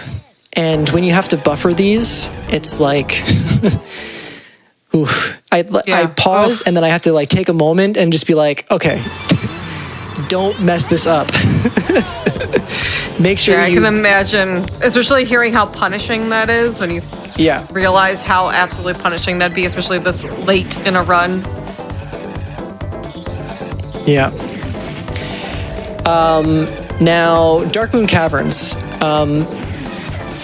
I think we might have glossed over it, but I actually turned off the music for this section as well. Because of this track in particular, it is a absolute laggy mess. And it's still pretty laggy with the music off, but it's much better. And if I had the music on, I would be probably hitting all the walls. I wouldn't be able to make a single turn. It's the difference in my gameplay is night and day. So I have to turn off the music here, even though all the music in Future Funland is a total bop.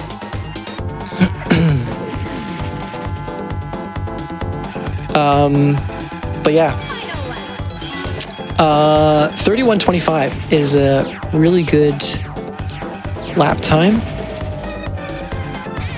Oh, kind of flew a little far there, so when I tried to pull it back to go to the left of that crater, I didn't have enough space, so I just kind of slammed right into it.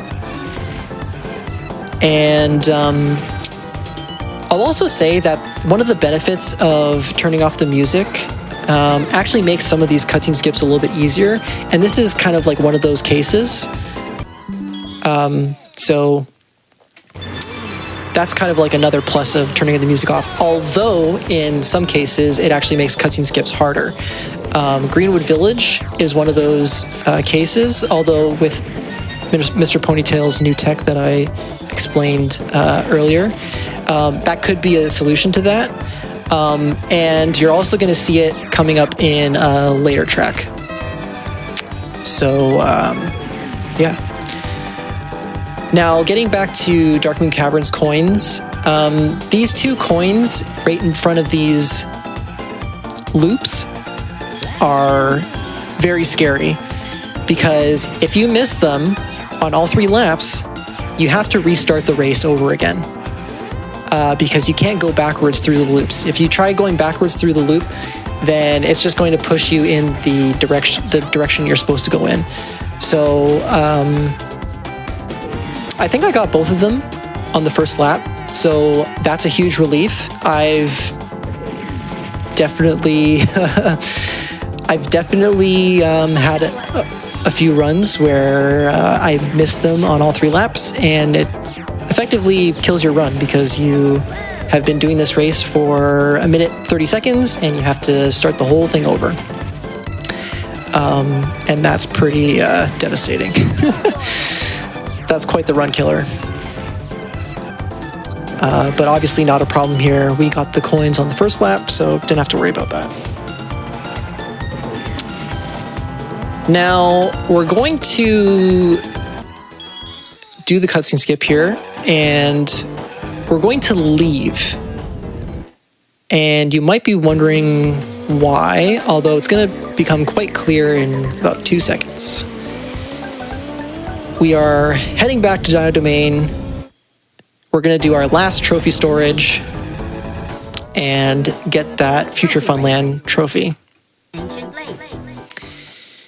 I guess I can speak to the requirements of the run. What exactly constitutes 100%? And it's pretty easy to define. It's everything that is on the TT status screen. So by the end of this run, you should have 47 gold balloons. You should have collected all 4 keys. You should have completed the TT amulet and the Whizpick amulet. If you don't know, the TT amulet is what you get for completing all the minigames. And the Whizpick amulet is what you get for completing all the bosses.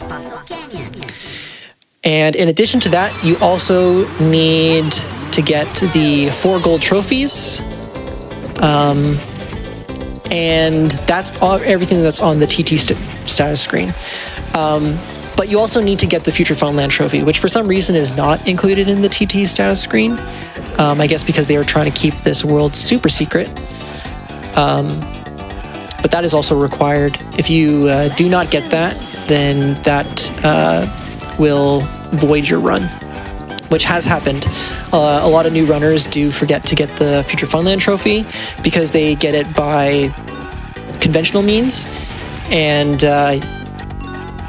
you end up getting the Whizpick 2 cutscene before accessing the trophy, and so it's easy to forget that that's required. So we've had to turn down some runs in the past for not completing the requirements. But yeah, that's not going to be a problem for us because we are going to do trophy storage again, which is helpful because Future Funland has some of the longest tracks in the game.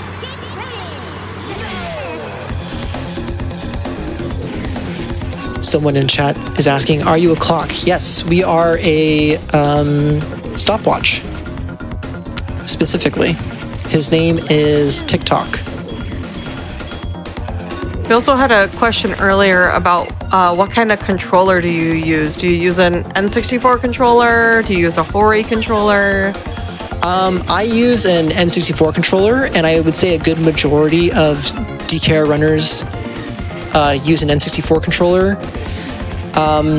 It just works the best, honestly. I've tried other controllers, and nothing has really worked as well for me. Some people, I know of some people that use a GameCube controller using, you know, a special attachment. I've tried it, and it hasn't really worked for me.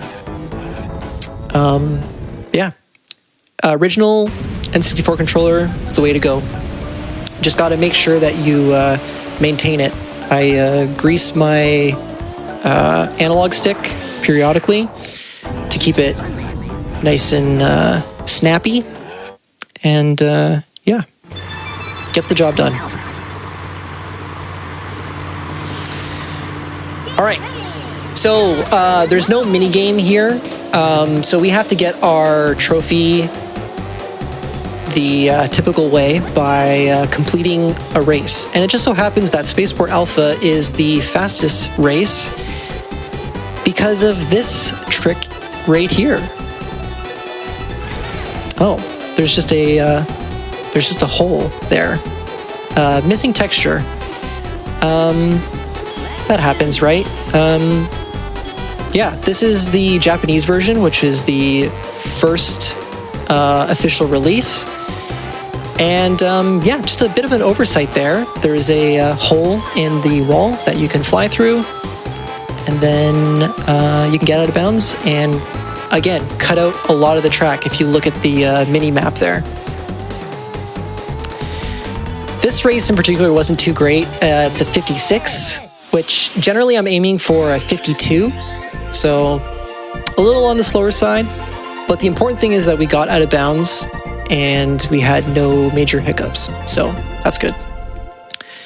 Now we have all the trophies. All the trophies are done, but we're actually going to go back in because we have to do our balloon race and our coin race. So this track was a major barrier.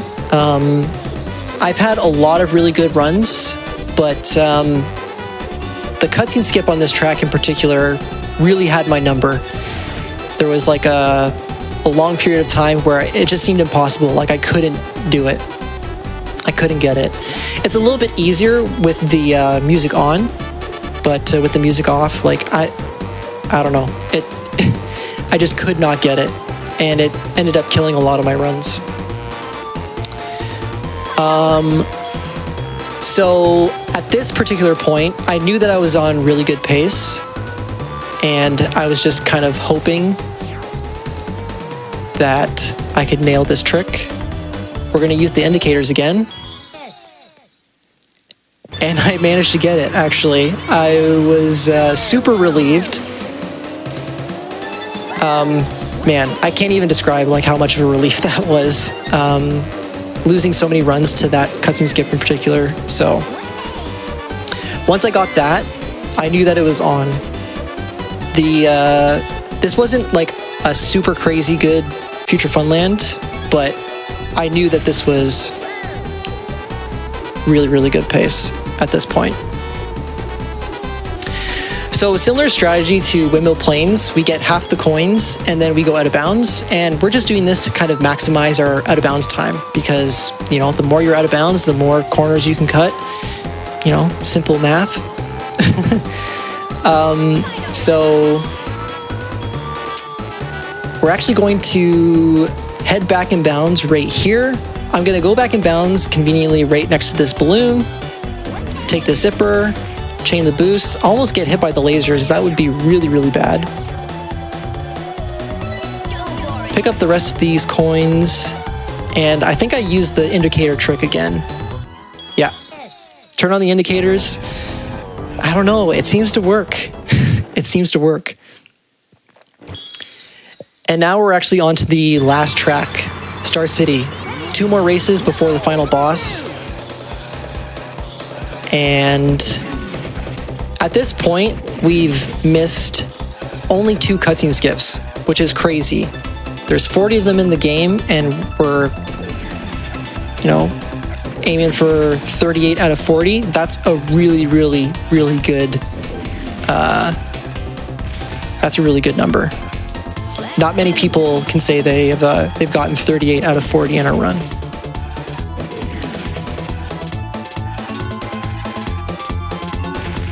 So at this point, I'm just kind of like trying to keep it together. This is a pretty tough track under a lot of pressure.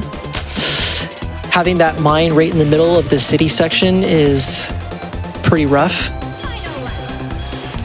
But I'm just trying to hold it together. A disaster here would be to fly off this bridge, because the only way you can get back on is to go back to the beginning. So happy that didn't happen. I'm hitting all my zippers in the city section that has the crazy 90-degree turns. And I just have one more restart that I have to nail. And I get it. So I'm feeling really good at this point. And now I just have one more race before the final. So my strategy here is there was a coin to the right of the bridge there, but I want to prioritize getting the bananas first, because obviously bananas make you go faster. But the rest of the coins, I'll get them.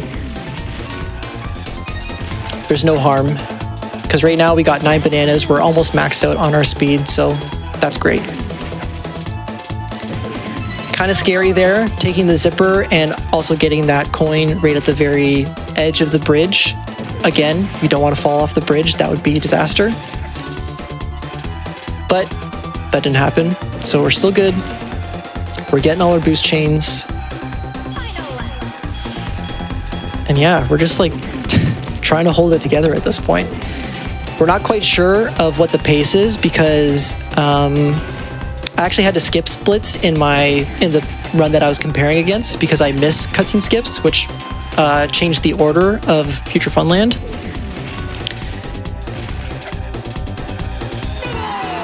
And I actually missed this cutscene skip. So I ended up getting 37 out of 40, which is still crazy. I split here. I see that I'm minus 30. My PB is 144.18. So if you do the math, we're on pace for the big WR.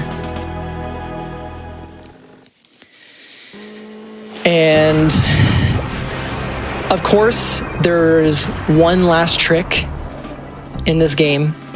It's not free at all. So the heart is going. I'm practicing my deep breathing. I'm just trying to keep it together.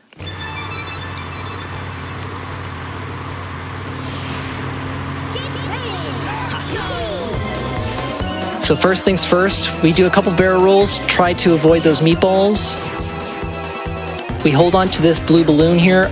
Almost took a nasty bonk, but didn't lose too much speed. And we boost underneath the floor, and we are out of bounds. Now, there's still lots that could go wrong. I could not hit a checkpoint and get wrong weighed, and I would have to turn around. And turning around out of bounds is really, really not ideal, because that's when you start to lose track of where you are. You're more inclined to make mistakes. I'm trying not to go back in bounds. I'm trying not to void out. Although it's kind of rare on this track, the void plane is pretty far down. It's not very common to see people void out here. I'm on the home stretch. Last turn.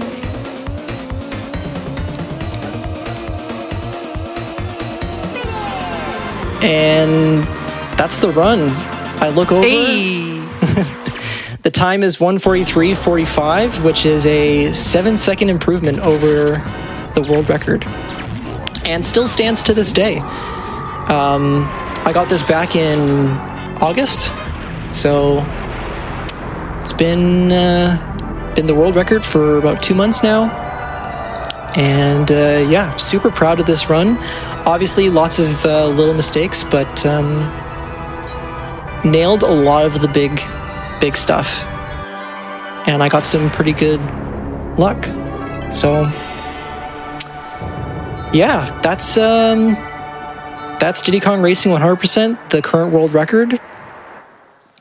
Hopefully I explained a lot of the tricks and strategies that were kind of on my mind as I was going through this. And yeah, I hope you enjoyed it.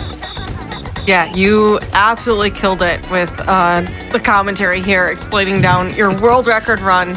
Again, chat, if you haven't already, I've been posting his link very, very often during this, but make sure to go click that link. Give Trident Tail a follow if you enjoyed his run. Super, super great to have you. Any shout outs or anything you'd like to give before we wrap up? Sure. Just a few quick shout outs. Honestly, I'd like to shout out the DKR community in general. I shouted out a couple particular players that had some major influence on the run, whether it be finding really big tricks or even just the smaller little time saves. Thank you so much for your efforts in trying to find new stuff that helps us go fast. Really appreciate it. The community is super great, one of the best communities in speedrunning. I can confidently say that. Everyone is super helpful. If you are at all interested in picking up this game, it is a fantastic speed game, really easy to get into, but a real challenge to master. And I just think that's what makes it so great. If you want to get involved, we have a link to our Discord that can be found on the speedrun.com/DKR page. Please go hit that up. Ask whatever questions you need to. Everybody's there to help each other. Super great vibe, super chill. Yeah, I think that's all I got. Just thank you so much, GDQ, again for having me. Really, really cool opportunity to talk about the run. And yeah, that's it. Yeah, thank you so much for coming on and showcasing your world record run for us and really breaking it down. Chat, we are going to take a quick break, but make sure to stay tuned after this. Marforia is going to be breaking down their new personal best run in Resident Evil Remake. Stay tuned.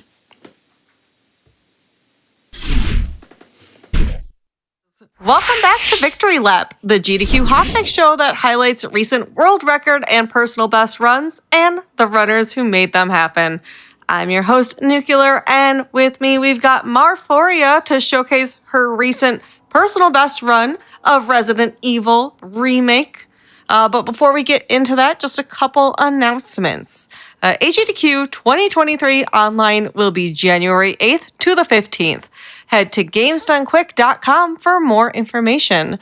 Game submissions are closed, but the second submission period for games released after September 1st is coming up November 6th through 12th. See gamesdonequick.com for more details. Also, if you want to follow what Games Done Quick is up to, use command links in Twitch chat for all things GDQ. And with that, I'll go ahead and pass things over to Marforia so she can explain this personal best Resident Evil Remake run for us. Take it away. Thank you so much, Nix. Hi, everyone. My name's Marforia. You might have recognized me from last week. I did She Is Speed with my best friend, Cat Link. I ran Resident Evil Remake Jill any percent, door skip any percent. And today I'm actually showcasing you Chris's run. You could play as Jill or you could play as Chris. But yeah, I recently PB'd in Chris any percent. And yeah, it's a really good run. It's really fun. A lot of people mainly run Jill any percent. Not as many people run Chris. So I figured that'd be a good one to show this time around. And with me on commentary is my really good friend, Mr. Rev Sir. Hello, that's me. Also a speedrunner of Resident Evil. I love this game to death. I'm glad Mar is running this game more often lately. So I'm just here to let her run the show and provide a little bit more insight from what I know about the game. Yeah, Rev's been running the game for a long time. I've always loved the speed run. I've picked it up a little bit over the years, but I really didn't start getting into it until maybe 2020. But yeah, I started very much getting into it this year. So yeah, it's my favorite Resident Evil game of all time. I'm pretty sure it's Revser's too. Yeah. Very much so. So yeah, we're super excited to show this today. Do I need to count down stuff? Yes, please. Okay. So yeah, I guess I'll count down. 3, 2, 1, and go. It's actually pretty funny. My first, I'm sitting here taking a big swig of water. 90% hydrate. Yeah. So yeah, first off, we start on new game right here. Every any percent run or just any run in general is done on new game. And actually, let me back up there just a little bit. I guess you can kind of see there. Here, let's see. We'll play back on that. So every run is done on the normal difficulty. That's this top one right here. And you may notice that we are running on a different language here, or rather we have the text as a different language. That is actually Simple Chinese. It is the fastest scrolling text for this run. And it's interesting because a lot of people, because, you know, for most runs, a lot of speed games, you see like Japanese text or some other sort of text. But yeah, Simple Chinese. There you go. And then right away, we're playing as a Mr. Redfield. Interesting enough, so we have an auto splitter set up for this game right here, a scriptable auto splitter, and the time starts as soon as you select that category and stuff there. Another thing too, I'll go ahead and pause right here. You'll see right down here, if you plan on running this game at all, especially on the door skip category, you have to show your inputs right here. And I have a little Crash Bandicoot on mine because I also speedrun Crash, and I love that guy to death, and that's my favorite face. But yeah, we have to show inputs here. And Revser, do you want to talk about what that door skip category is like here? Sure. So there are two different major versions that you can run with the Resident Evil Remake Remaster HD version. The one that we're running is called Door Skip, and there's also Vanilla. Vanilla means there is no modifications. You are running the game as is. Every door load is going to be there. Every cutscene will be skipped. But with Door Skip, we literally load in like a little side mod that removes all of the door animations from the loading screen. So you're going to see her go through and immediately on the other side. Over the course of an entire run, that saves for Chris about 22 minutes. So it cuts a lot of time out and makes the run a lot faster. Yeah, it's definitely the category we recommend the most for PC runners. And also interesting enough, here you can notice here on our inputs and stuff, like you can use D-pad because you see there's like all the fixed camera angles and stuff like that, which is kind of classic with these games. But you'll see us alternating between D-pad right here and analog stick. And right here you can see like all the stair skating and stuff. He's going fast. He's a fast boy.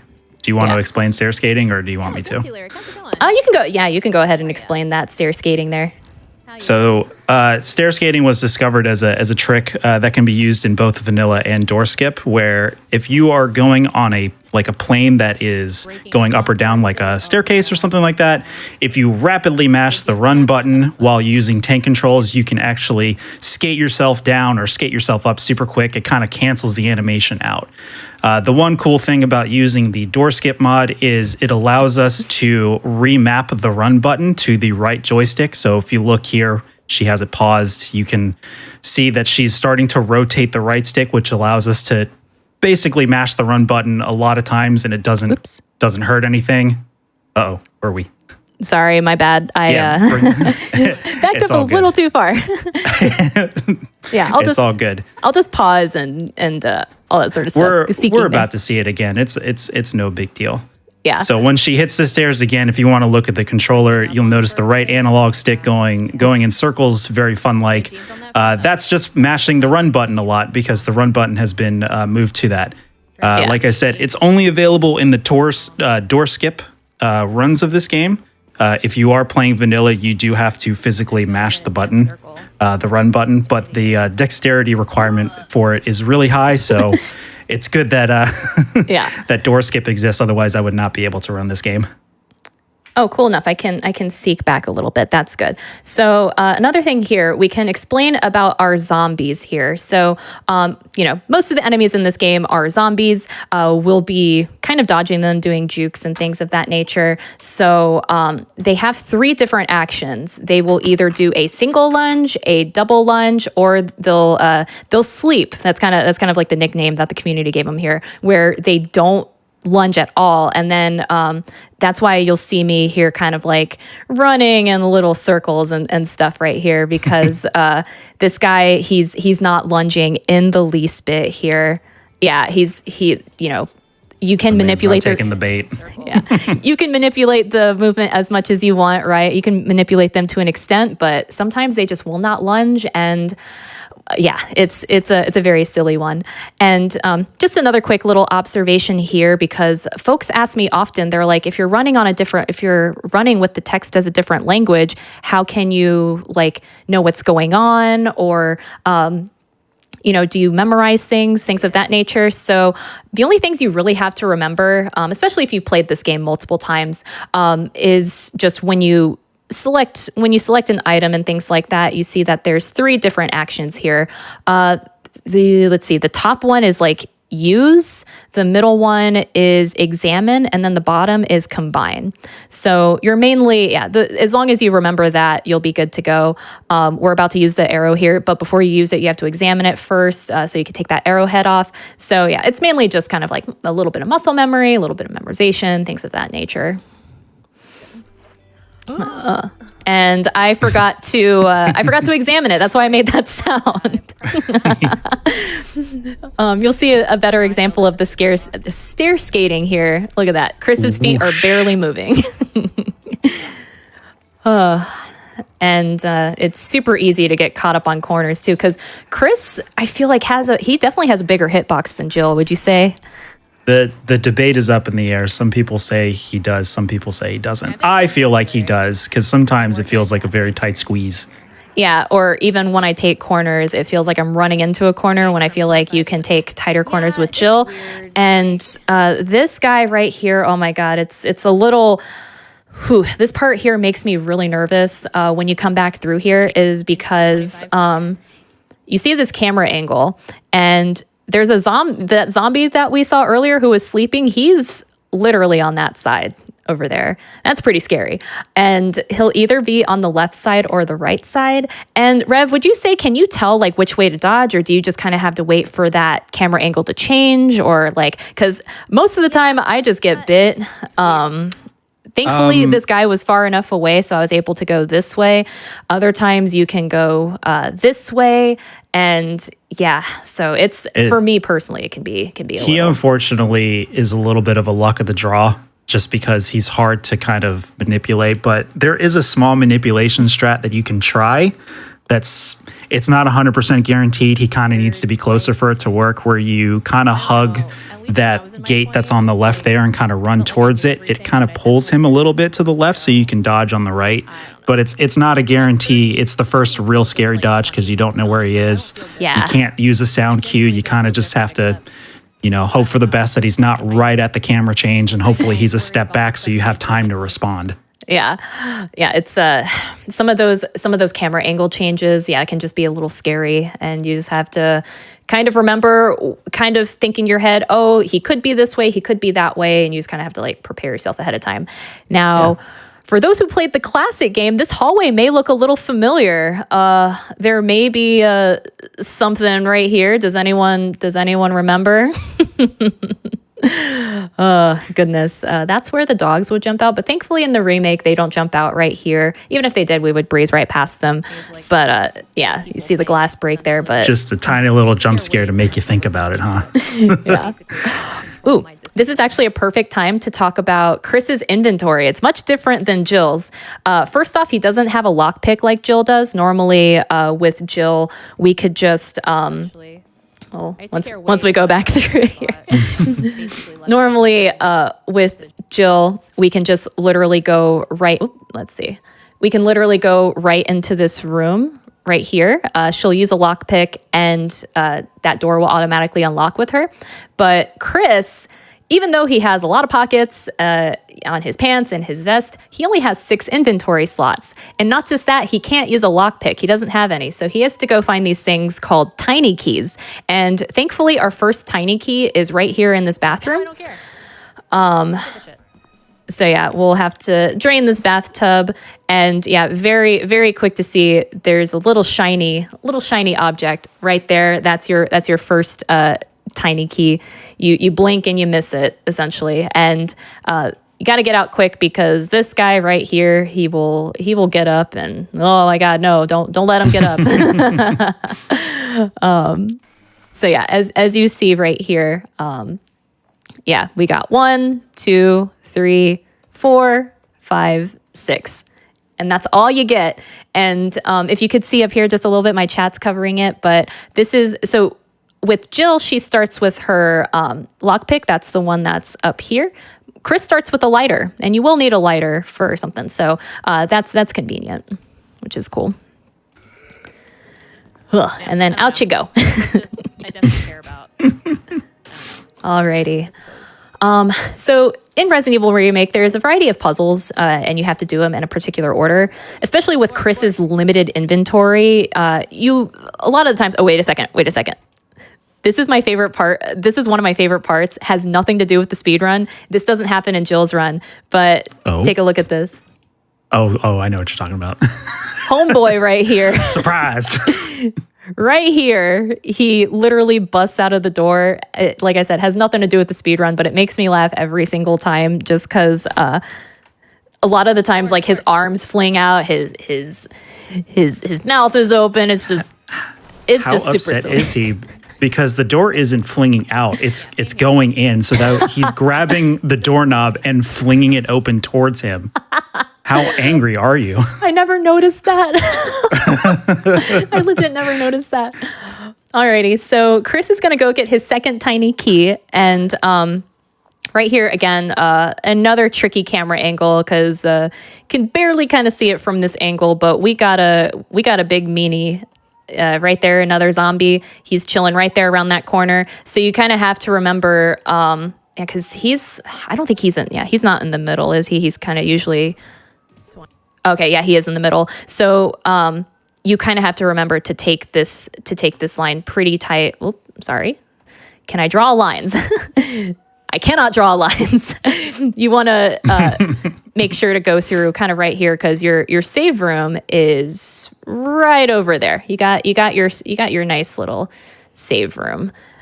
We definitely want to go there. Well, Chris has to go there. Jill doesn't normally have to go there, but you have to juke this guy first. But yeah, our second tiny key is going to be right here in this save room. There's only 2 save rooms in the whole mansion, so we gotta be careful on how to access those just because there are enemies in the way. And thankfully that guy just only did one lunge. So what's really funny is you basically feel like you're doing this.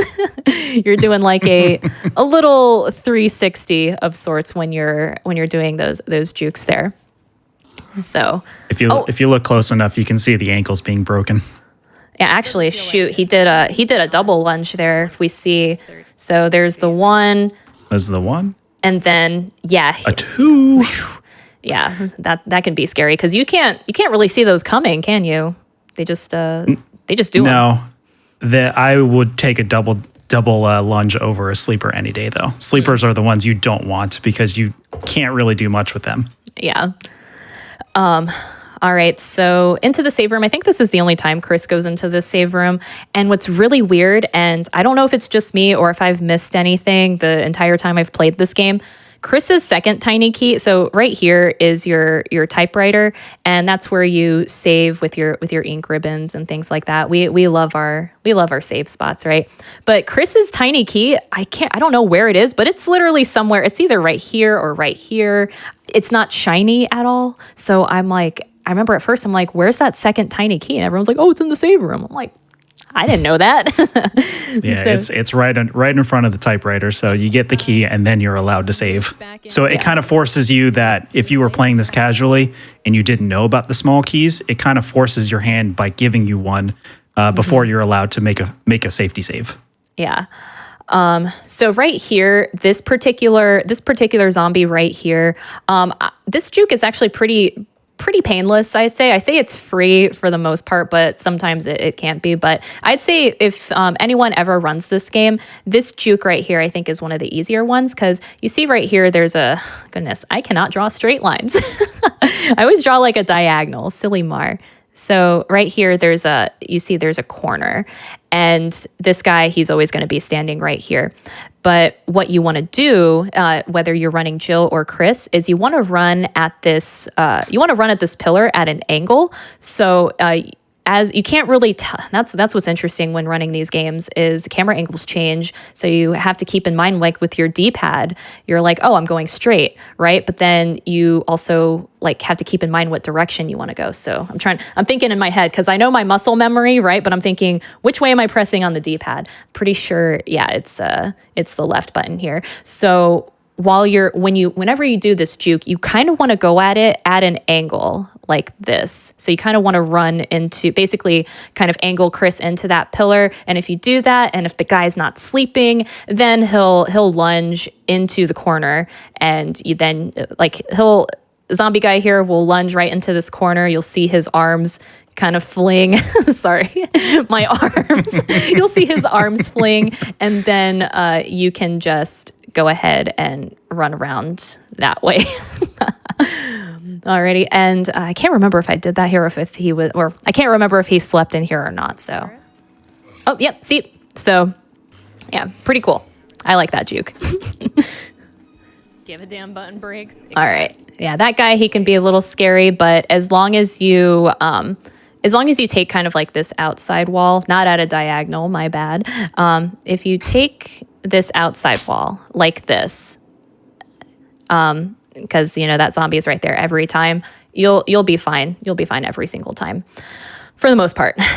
Sometimes he's not free. Sometimes he is very rude, and he'll take a step in and end your run when you feel like he should not. Yeah, exactly.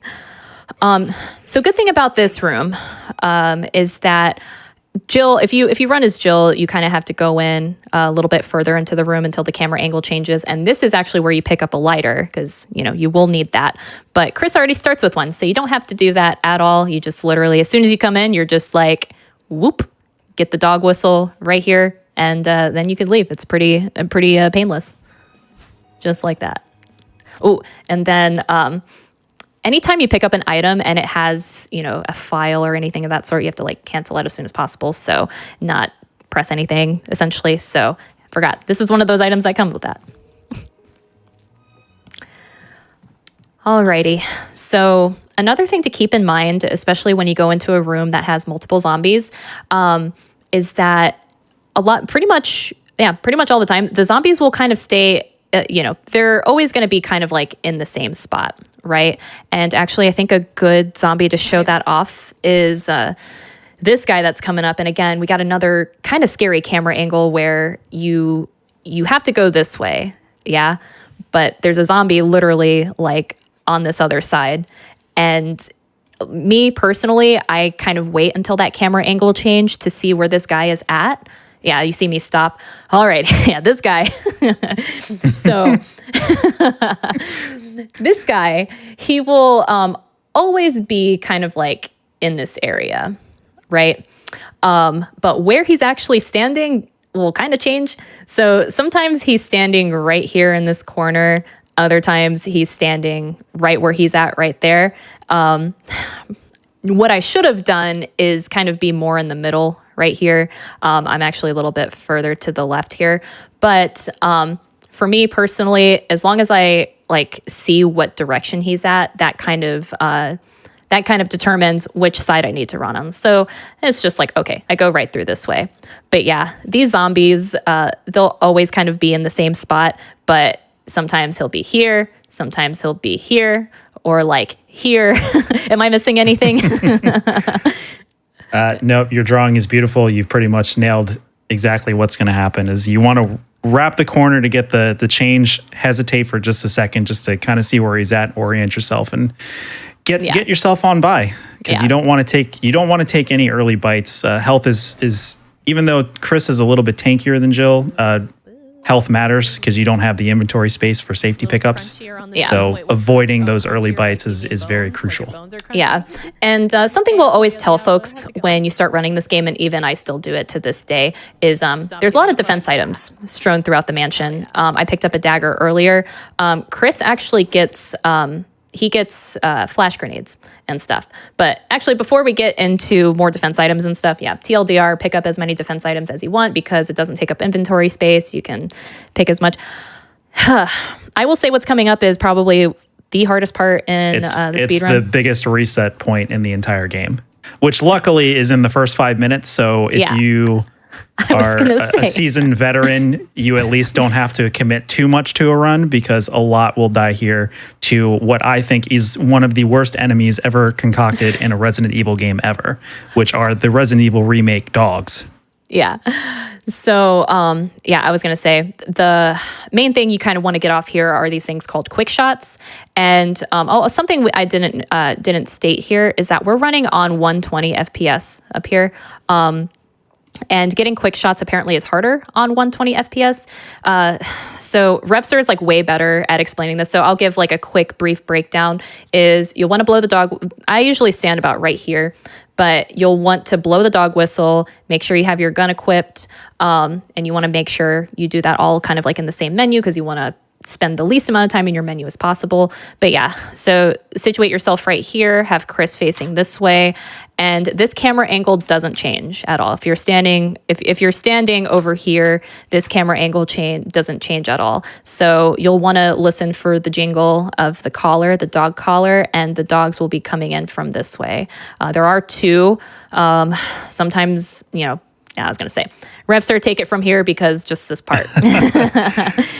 I'll try to keep it brief as well because this room just makes me very frustrated all the time.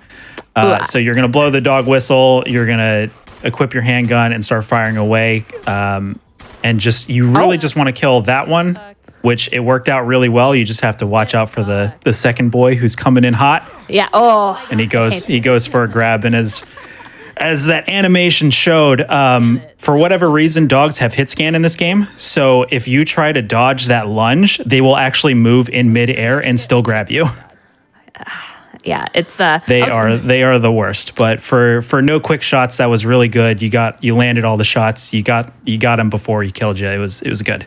It still worked out really well. I was gonna say I forgot that I did that part pretty quickly. As you see, that was a nice gold. So. Quick little breakdown of this hallway here. We dub it Murder Hall. It is definitely one of the scariest passes in the game. This particular pass here isn't that bad, but what you'll see here, I did explain this a little bit last week when I did She Is Speed, but we got this guy right here. This is our first introduction to a Crimson Head.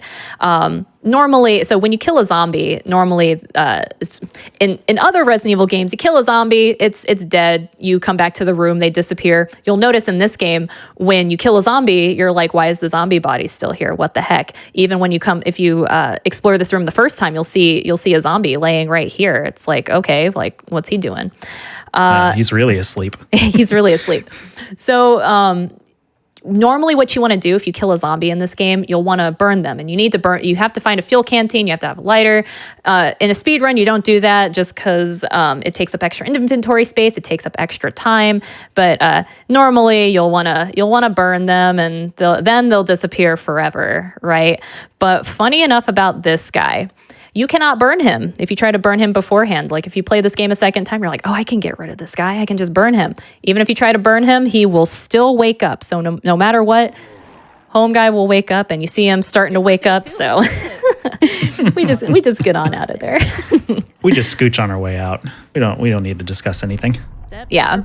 But yeah, you'll see later on why actually, I guess you'll see here after we're done, doing this quick little puzzle. This is a nice little, part you can just relax a little bit because you're just putting in a fake key to replace that real key there.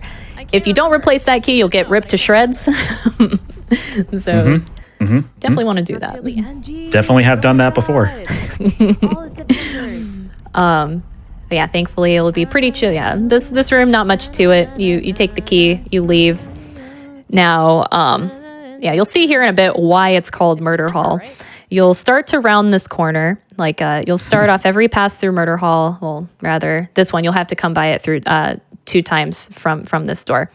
So as soon as you go through this hall, basically what you want to do, if you can imagine the other side of this wall like that, basically you'll come in here, you'll want to do this, take a corner like that, and then immediately take another corner like that. Because that Crimson zombie that woke up, he was originally right here. Where did he go? Oh no.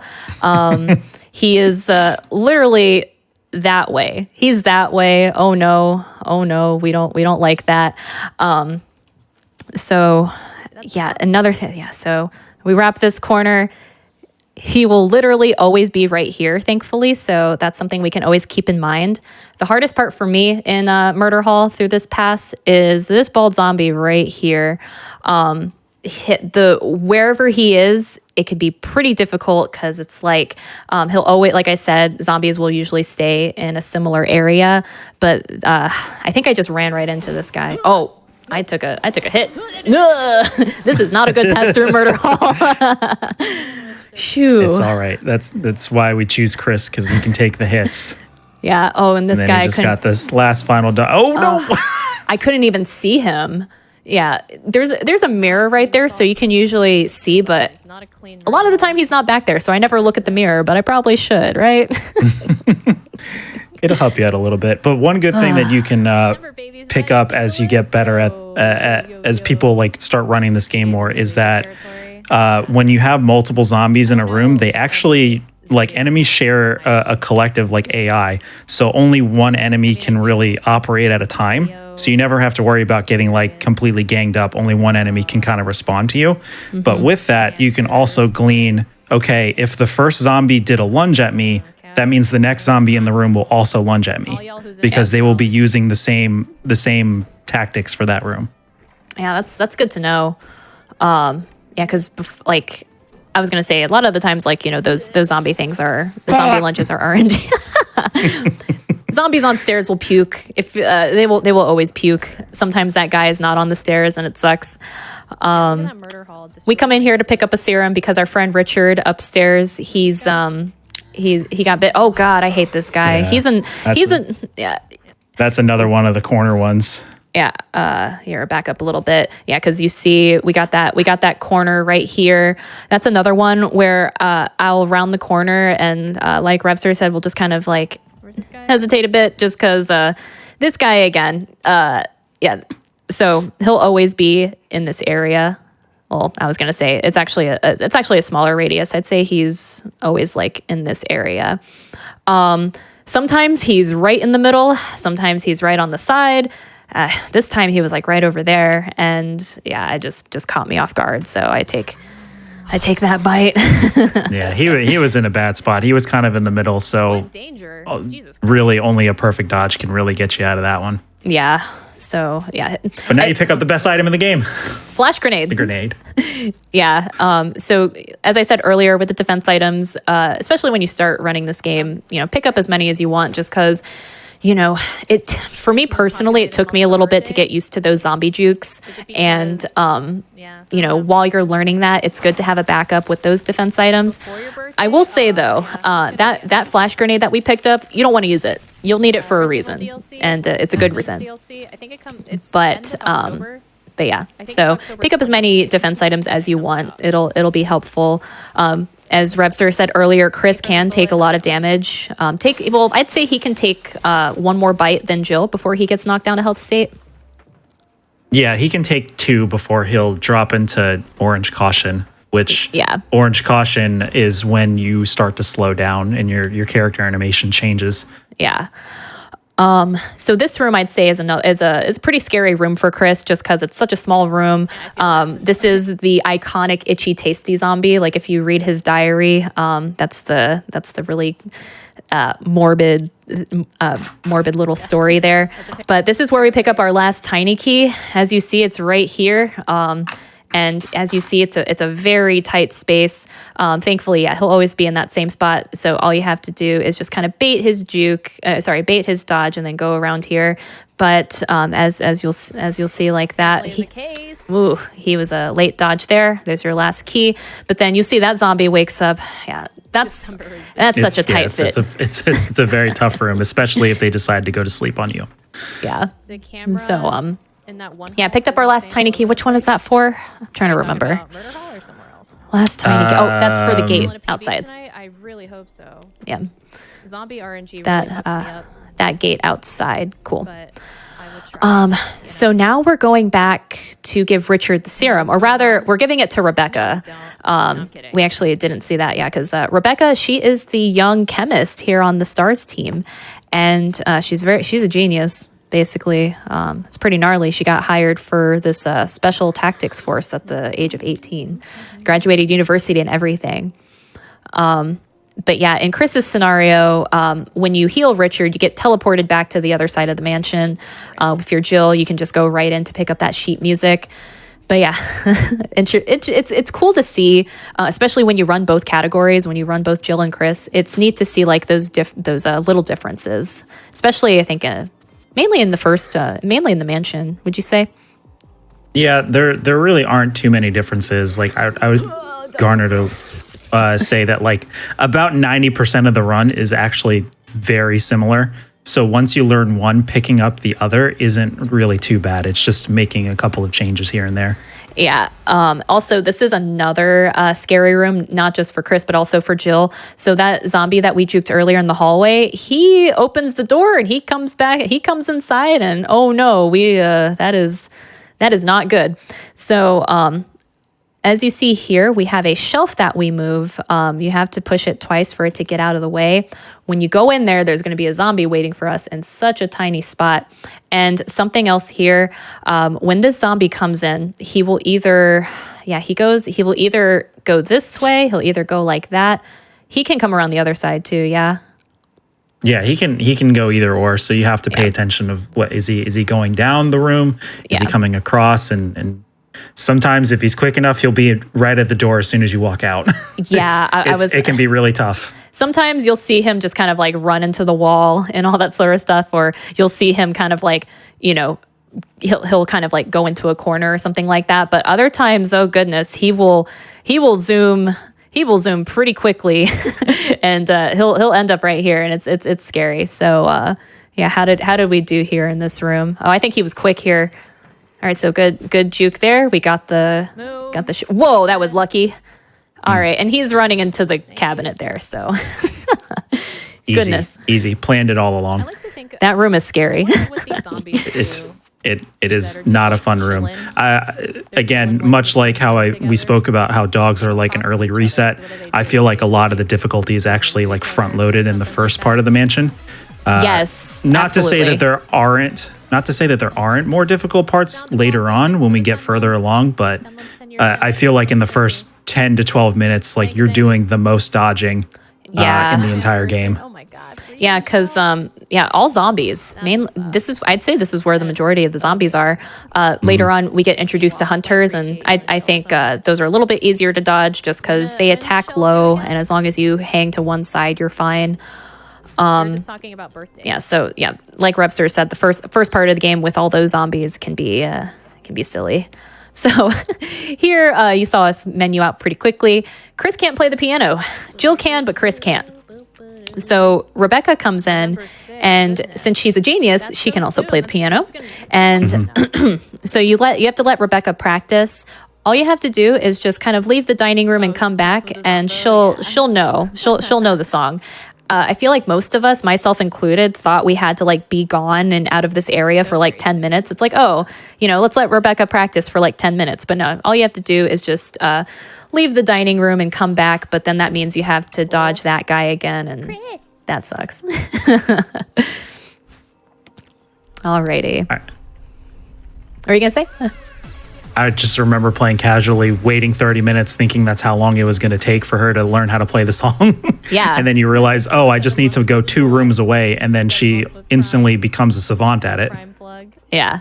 So good stuff. Cool. Good stuff. Thank you, Rebecca. Thank you. We got through there just fine. Yeah, I suppose that is the truth. Thanks for the help. Goodbye. Yeah.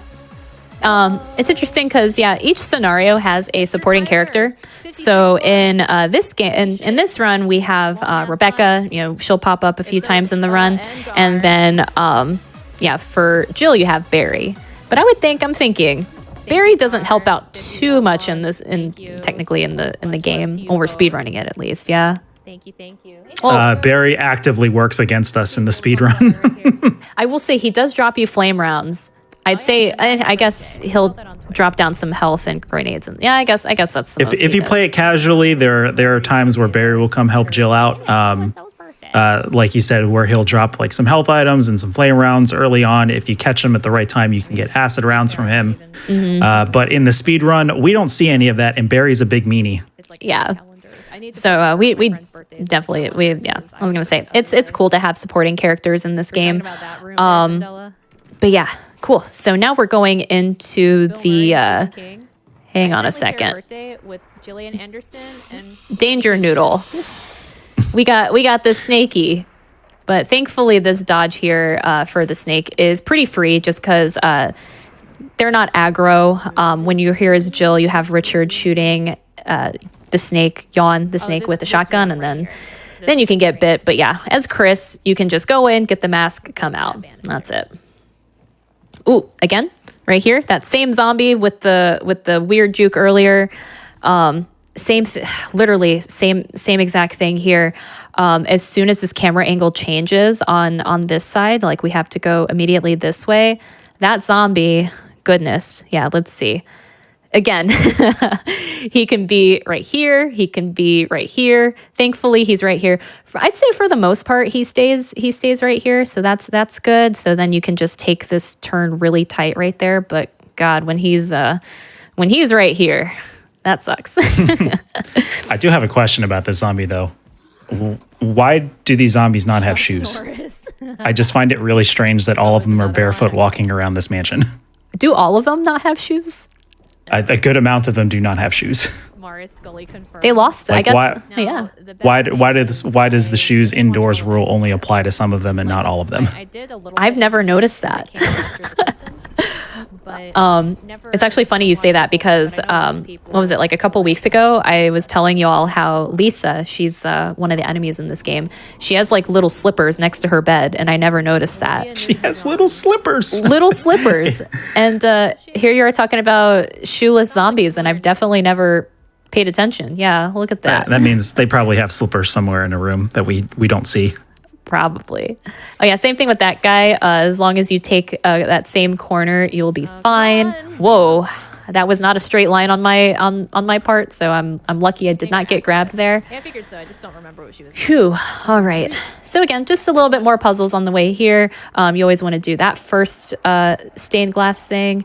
You'll do this one around the corner, and then you'll do this one. It's the same solution every single time, and then you'll press this one right here. And before you pick up that mask right there, you have to unlock this door because Chris's inventory is full as we pick this up. Yeah, he just has one spot left there because, again, Chris has pockets, but our in-stream lore is that they're filled with bread because his name is Crispy Breadfield. Thank you, Shadow Insignius. It's got all these big pockets and tiny keys. Where's the room? Alrighty. So from our death masks that we're inserting here into, I'd say, I guess they're little statues and stuff. You'll see there's a big old coffin here. Oh goodness. Oh goodness. Oh yeah. I got you. A little ominous there. So you'll see here. Oops, sorry. I was gonna say in our inventory you'll see like a little flash grenade No way. right there. Again, earlier how I said you don't want to use your flash grenade, you will see here exactly why. Yeah. I'd say this is probably one of the most satisfying fights in the game, just because of It's- yeah. The point of that. With how often he has ruined Joe runs for me, this is very satisfying to pull off. Yeah. Is it just to pass time? So I would say the only difficult part is so we do have to run straight into him because he'll either like swipe at you, or he'll oops, I was gonna say he'll either swipe or he'll kind of come in for a big hug. So we kind of have to. We want him to hug us. We want the hug. Yeah, give us a big hug, Chris. So let's see. Oh, so he went for the swipe. That's not good. There we go. There's the hug. So we put that flash grenade in his mouth. Oh yeah, I got damage there. That's not good. Don't have a health either. But yeah, you shoot. You put that grenade in his mouth. You shoot him, and that's it. Game over. Confetti. Yeah. And that's it. That is it for that fight. On the way out here. Interesting enough, with that flash grenade, if you use it on a normal enemy, you can shoot it every time that you stick it in an enemy's mouth. But after a while, it will just explode on its own. So yeah, you can just kind of lollygag around and wait for it to explode. But it's of course much quicker to just shoot it yourself. So it was cool. You could do that for that fight. Heads up 7 of them. I can't even remember how to play the game. All right. Use our stone and metal object to finally get out of the mansion. Barry says in the original game, he's like, there must be a back door somewhere. And I guess there technically is, but that doesn't mean we are free of any monsters or any horror of any sort. There will always be a free heal right there, so that's always nice. But yeah, cool. We're out of the mansion. We made it. All right, so this guy's these roosters here. Wait. Oh my god. Wait. Monday. Yeah, you always. Thank you so very much for the 100 gifted subs. Oh yeah, It we is got totally gifted worth 100 the subs that lost time. That's right. potato That was. deer. I messed up. I messed up that puzzle there. But yeah, so with these rooster puzzles here, each one you'll have to have the rooster facing that way, and those roosters spinning, the speed will differ. Sometimes they speed really fast, and other times they'll go very slow. And what was I going to say? That's one of those instances that you remember. Oh, don't spam the button because we're running on the. We're using that simple Chinese, the fastest scrolling text. So if you're sitting there, hitting confirm, it's like, oh no, it can screw you up sometimes. But it's totally worth. It'll always find a way. Menus in this game are not very nice, and that's kind of half the battle. In history. Yeah, it's like you kind of have to keep in mind, okay, I press it once, press it twice, don't press it more than that. Shadow, thanks for the 10 gifted subs, my dude. Alrighty, so here we're in Lisa's house. We're gonna bank a couple items there. We don't need our handgun. We don't need our armor key, but we will be picking up a crank. Nothing ever happens from picking up a key item. Yeah, I think I mentioned that. Not at all. Yeah, I think I mentioned that last week. I was like, oh, we're gonna be fine, right? That door opening, that's fine. Bonk. Death animation. Yeah, not ominous at all. Wake up, Chris. Wake up. So Wake up. we through this cutscene here, you can't skip this cutscene. Yeah. No, this is one of the few that you can't. Yeah, so you can skip pretty much every cutscene in the game. Can't skip this one. And you get introduced to Miss Lisa Trevor. Always want to juke her there, but like I said earlier, I have a hard time with Chris's hitbox sometimes.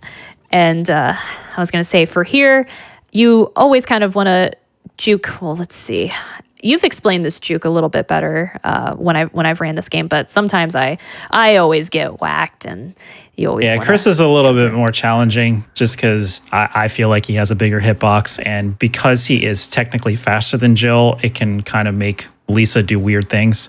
So the strat that I've used that typically works is as soon as I have control, I take one step forward without running, and then I start running to try to get in between her and that box. It's a very specific line. Once you do it once, you kind of get it forever. But it's relatively consistent once you find it. Yeah. With Jill is much easier. You can just run by her. It's no problem at all. Yeah, so I will also be in the camp that his hitbox is a little bigger, but then again, maybe it's just personal opinion, maybe it's just how things feel, because you want to try to take that same line with Chris that you do with Jill, but as you may have seen in there, I was running into a corner. I got stuck on a corner, and then you got hit, so that's not fun. The geometry in this game can be very deceiving at times, where you think that you have room to walk, and then all of a sudden something stops you. Yeah, it's a little weird at times. Thank you. Yeah. Alrighty. So now we get to progress to a different area of the game. We're on our way to the residence. I think in the original game, it was called the guardhouse. Yeah. Are you fucking kidding me? I believe, it was the guardhouse in the original. Yeah. So, what we're gonna do? We're gonna traverse across this. I thought it was a swimming pool. Folks say it's a dam. Yeah. Kind of interesting. As a kid, I always thought it was a swimming pool, right? Listen, there's water. It's in a location. It's a swimming pool. But if it's a dam, there has to be fishies in there, maybe. I think it was Neo. They were like, all right, cool. It looks like jam. Because, I guess when you die, it just looks like a bunch all of right. strawberry jam. Now, going through here, through the courtyard, we will be passing through here a couple times. We got them crows. Oh no, they are scary. You want to avoid them. They are very mean. Oh no, we got snakies. We got to avoid them too. Don't forget about the snakies, because they're going to come back with a vengeance later. Oh God, goodness. I don't have any. We hate that. Oh, right here we get introduced to our web spinners. Oh no, we got big old spiders. They are not nice. So here we're actually going to start picking up some shotgun shells for Chris, because as you notice, we don't have any weapons on us just yet. Oh, he tried to get you. He got it did just in time. Yeah, we could have gotten poisoned there, but thankfully we did not.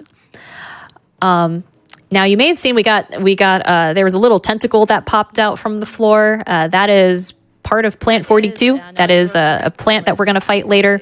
And if you wonder why I took that intentional damage, it's just quicker to do so. Just because what you normally do is you take a crate and you push it over that hole. But one, it's very slow. Two, you have to climb over that crate every single time. So you always want to make sure you're pretty healthy. And when you're trying to kind of shake away from a dodge, you're literally pressing every single button. you are pressing every single button as quick as you can. I don't know. I know because some folks, I've told some folks, if you get bit by a zombie, just press every single button. You don't even need to do all that. Just circle the joystick, and that should be more than enough. Really? I was making the same mistake too, and like hurting my little fingies trying to get out of bites. But if you just circle the joystick, that's plenty. All right, circle the joystick. That's what we'll do. I had to learn the hard way too. Well, thank you. TIL. Consider it a rite of passage. Welcome to playing Resident Evil. Thank you. Can't remember. Man, does it matter which joystick then? The left one. All right. So remember this, folks. When you run this game, man, I feel bad because I was telling one of my friends, because he just played it for the first time. I was like, "Oh, just spam every single button. That's all you have. Just press everything. Press them all." But yeah, for those, just here. Hang on. I was thinking. Let me make this a little bit smaller. Yeah. Just twirl. I was listening to Twirl. this artist named Trevor something. Twirl. That's all you need to do. I gotta say, I am really appreciating all of the extra art commentary going along with this. The what? This is I feel like that this is like what like speedrunning tutorials are missing, is like the drawing on there to like explain these little strats. I love it. Yeah, so I only have one tutorial series out there. It's for Resident Evil 7 New Game Easy, and the closest thing I have there, I do have like some arrows and like some little overlays and stuff like that. But maybe we need some little drawings going on there. Like, I don't know what's I wish I could draw guns a little bit better, but Chris starts with his little knife here. It looks like a sword. We don't have it anymore. Here we get. Hang on a second. You see Sharkies. The Sharkies are RNG, yeah. This song is really catchy. They are. And 9 times out of 10, you will get bitten right there. in middle school. There's really not much we can do about it. There's really 2 patterns you're looking for. Is if they start following you and they stay on your butt for a little bit, there's a likelihood you might be able to get out of a bite. But 9 times out of 10, you probably will get bitten. But there is a heal right before that room. There's a heal in this room, so it's totally okay. It's not really a big deal. Even the world record runs have those bites. All right. Thank you for that. Great explanation. Oh no, get out of here. So here is an RNG. Like, I'm just seeing the sharks. I'm sorry. So here's an interesting RNG section of the game. Every time I run this game, I tell people, what's the number? Is it 1, 2, or 3? 2. Oh no, it was number 2. It was the worst. Number 2, we do not like that because it is one more extra input. We do not like it. Goodness, that's how I feel about that. We hate it. Yeah, but Wasn't there it's okay. someone in the last time when you were on here doing a run? Wasn't there someone in the chat going like 1.5? People always say, I'm just like, hey everyone, give me a 27. number. Is it 1, 2, or 3? And then what does everyone in the chat say? They're just like, oh, 7, 10, 1.5. 11d4. Or it's like, If I've ooh, learned anything being on Twitch, it's you can't ask chat to give you a number because they'll give you anything but those numbers. you love it. Love to see it. Alrighty, so on our way out here, we finally get to pick up Chris's weapon. I actually very much enjoy this weapon. I'm a shotgun person. When it comes to games like this, they're just satisfying to shoot. They're nice and powerful. So right here, we pick up the assault shotgun. This was Richard's because I skipped the cutscene. He unfortunately got eaten by a shark. And when we drained the water, I guess his shotgun ended up here. So that is Chris's main weapon of this game, of this run, rather. And you'll see us pick up shotgun shells throughout the thing. Ooh, I like talking about this. This is a fun skip. This is a very fun skip. It seems really intimidating at first, but once you learn it, it's pretty cool to do. Also, just is the light blue? Is this easy to see? I want to make sure I'm not like hurting people's eyes or something like that. I should ask that. Or are we good on the blue? Should I choose a red or something instead? Yes. No. Yeah. I think the blue's been good. Okay. Cool. Chat's a little on a delay, so they might take a little bit to answer you. Yeah, we're good. We have various colors here. We have every color of the rainbow up here. Well, red, orange, yellow, blah, blah, blah. We don't have purple. So normally when you play this game casually, and also I'll say first off, we'll let this little cutscene play. So, or we'll start having it play. So right here, you see a very shiny item. That is a key that we need. This cutscene will play. You see Mama Neptune here. She is not happy that you drained her water. So she's going to be shaking around here. I read that on And Wikipedia. there's the key. It gets knocked down into the water. Oh no. It got knocked down from here to right here. So when you what did you see the drawing? It's funny because I can't see it on the Discord, but I could see it here. So there's like a delay, so I know you're drawing something, and then it eventually. I'm sorry. You're Continue. good. You're fine. So yeah, normally when you play this game casually, so Yeah, look at you. let's see right here.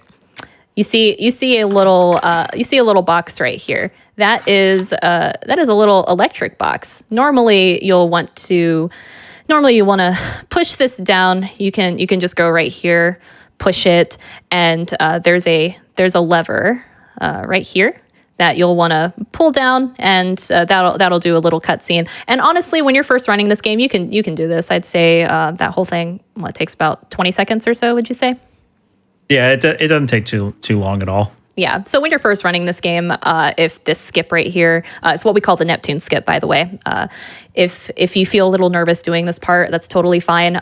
Even when I first started running this game, I was pushing this little guy and using the lever here. So what we're gonna do is instead of pushing that box, we're gonna have Chris go through, go right down into the water right here. And it's, I guess it's important for me to explain this before. So we're going to drop down into the water, and immediately I'm going to press, let's see, is it up and right or up and left? Because like right here, we're going to press up and left. Up and left. So yeah, we're going to take a line just like that. Up and left. We're going to take a very tight line because that key that we're talking about is right over here. And it's a little scary because you'll see the camera angle change. If you take a line any wide, if you do it with the analog stick, I feel like it's not as precise in my opinion. So I always recommend D-pad for this. So yeah, we're gonna take just a very tight line up and left on the D-pad, and you'll see us. Yeah, as you see, the camera angle changes. It gets really scary looking. You're like, well, this was a mistake. Yeah. You drop into the water. She's like, oh no, what are you doing here?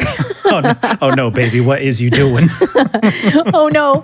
So as you see here, we're doing up, left on the D-pad right here. And that's gonna be a straight line like that. And oh man. Whoosh. Even you just miss it. Yeah, sometimes, like I said, when you're learning that, you're just like, oh my God. But yeah, as long as you do up and left on the D-pad, there you go. Free. Yeah, it's not as scary as it actually is. It's just turn yourself 90 degrees, stay in a straight line. The first time I ever saw it was actually on Games Done Quick. It was Carsey doing it because I thought he messed up. He's like, oh no, and then he just grabbed it and just left. And I was like, wait, you that's legal? You can do that? Yeah, I didn't know that was. Of course, when you watch speedruns, you learn so much. You're just like, oh my God, I didn't know I can do that. Didn't know I can do this. So yeah, that was one of those things too. Because when I played casually, I didn't even know. I mean, I guess I knew you can go into the water, but why would you, right? Seems like a death threat. Why would you do that? Yeah. Aside to entertain your chat. Yeah, exactly. So. That guy is my least favorite. I'm sorry to interrupt, but that guy is my least favorite dodge of a zombie in the entire game. Really? I was gonna say, Yeah. I feel like there's he has ended a lot of runs for me, a lot of good runs, because he's in a position that's really tough to work with because he's also in that hallway. So squeezing by him is very challenging if he decides not to get out of the way. Yeah, so we can't even see him right here. There's there's a wall right there. We can't see the zombie at all. What you will see is most of the time, goodness, you just see his little hands. That's about it. You just see his hands. So if you see his hands like right here, you're just like, oh, okay. Let me just it's interesting, like going a little bit at a time and thinking about these angles. If you see him right there, then it's like, okay, I guess I'll take a wider turn, right? So but he can, again, he's any zombie, they could single lunge, double lunge, they'll sleep. Oh, yep, you see. so his just peeking out to say hello. Yeah, you see his hands like right here, and he's actually running into that wall. So thankfully, I know it's like, okay, I guess we'll kind of stay to the left there a little bit more.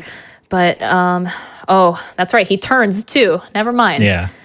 Well, you did the dodge really well, and he didn't double lunge, which allowed you to get around it. So he was very friendly this time. Yeah, and so when a zombie lunges, so this guy, it's funny because you just kind of you just kind of boulder him out of the way. Yeah, you do this with Jill too. So as soon as he's like after he lunges, he just kind of sits there for a little bit. I guess a little cool down of sorts. I don't know, but all you do is you just kind of scoot him back a little bit so you can go around that side. Alrighty. I didn't know who Johnny Cash was. Yeah, would you call that, like, I don't know, not iframes or whatever, right? Just they're on like a little cooldown of sorts. Yeah, if they're not gonna double lunge at you, then there's usually a couple of seconds you have to get by them. Yeah. They have to recharge their ultimate. Yeah. Downward God. spiral by 9 Inch Oh Nails, no, and in you here listen we only to see that. them for You a can little only listen bit, to that album but in its entirety, oh no. right? You can't skip around. Oh no. Downward spiral. Not the spiral. bees. If you do, At the then it's time for my favorite part of the game, the R&Bs. R&Bs. Oh no. is on here. They are not friendly. Oh, he was the original. Oh, but then they die. Okay. Goodbye. Goodbye. Goodbye. Yeah, an interesting note about that little cutscene. So we picked up the chemical to take care of them, to get the bees out of the way so we can get this key. That little cutscene is unskippable, and it is completely random how long it is. It can be anywhere from about 2.5 seconds to all the way up to 8 seconds. So as long as it can legitimately ruin a good pace if it takes too long. So that's why I affectionately call them R&Bs. I love that. Yeah, this is awesome. This is why I brought Revster on. He's such an encyclopedia of knowledge for this game because I'm also learning this stuff always. And even if what was that? I know a lot about this game, but I'm still not good at it. Oh, shush. Good is subjective, man. I say that to everyone. That no, you're great. It's awesome. But yeah, even if you're experienced in a speedrun, doesn't matter how long you've been running a game, you still pick up stuff. I always be learning. That's my thing there. So next up, we're going into the Plant 42 fight. I was gonna say, I actually personally love this fight. I know that's maybe a weird thing to say. Jill usually uses her grenade launcher, and as Jill, you're gonna want to go up the stairs, and then she'll be standing about right here. But Chris, he's actually going to stand. He's going to stand in this corner. He's actually going to want to stand right here. If he stands a little bit too far back here, you'll have I call him Weepin' Bell, Victory Bell. I don't know. Maybe Victory Bell is you do a Pokemon thing too? Yeah, I call Plant 42 Bulbasaur. Oh no, I'm talking about this little guy here in the corner. I don't know. Oh, I see what you're talking about. I see him over there. Yeah, okay, that little fella. He's literally right there. I call it Victory because he'll spit poison. We don't like that. And then Chris gets stunned and coughs for a little bit and stuff. So we're gonna want to stand about right here. And when we're doing this whole fight, we're gonna have the shotgun equipped, and we're gonna be literally just shooting in that direction. It doesn't seem like we're doing much, but yeah, we are literally. We don't see the plant at all. We're just shooting right there. So let's see. Stand up straight. Yep. You are shooting into the void. You are just listening out for sound cues because plant does have a bulb that protects it. Mm-hmm. So once you hear it kind of crack open, that's when you can start firing. And really, that spot is super safe. The only thing you really have to worry about is when she decides to try to vine whip you. You just have to move out of the way really quick and get back to your spot. Yeah, it'll either be like a whip like this or like a whip like this. And when that does happen, you basically just want to go quickly back here. But again, we got our little Victory Bell back here who doesn't like when you get too close. So it's interesting, kind of a tight spot, but honestly not too bad. That's the reason I like this fight is because I don't know. There's a little bit of thinking involved here, and it's those vine whips are RNG. So it's different every time, and I don't know. I find it super satisfying. So let's see. I'm glad you like it because this fight can be a little frustrating at times. Ooh. Yeah, you saw there we got whipped right here. I didn't dodge him quick enough. So yeah. Oh yeah, and she'll sprinkle a little poison and stuff too. So that's why we stand in that spot as well. Yep. We got all these Pokemon moves. We got Stun Spore. We've got Vine Whip. We got Toxic. Sludge Bomb. Oh yeah, goodness. Not one more. Miranda thinks. Oh shoot! Yeah, I was gonna say. This round's going pretty decent. Yeah, this fight can go pretty interesting. Let's see.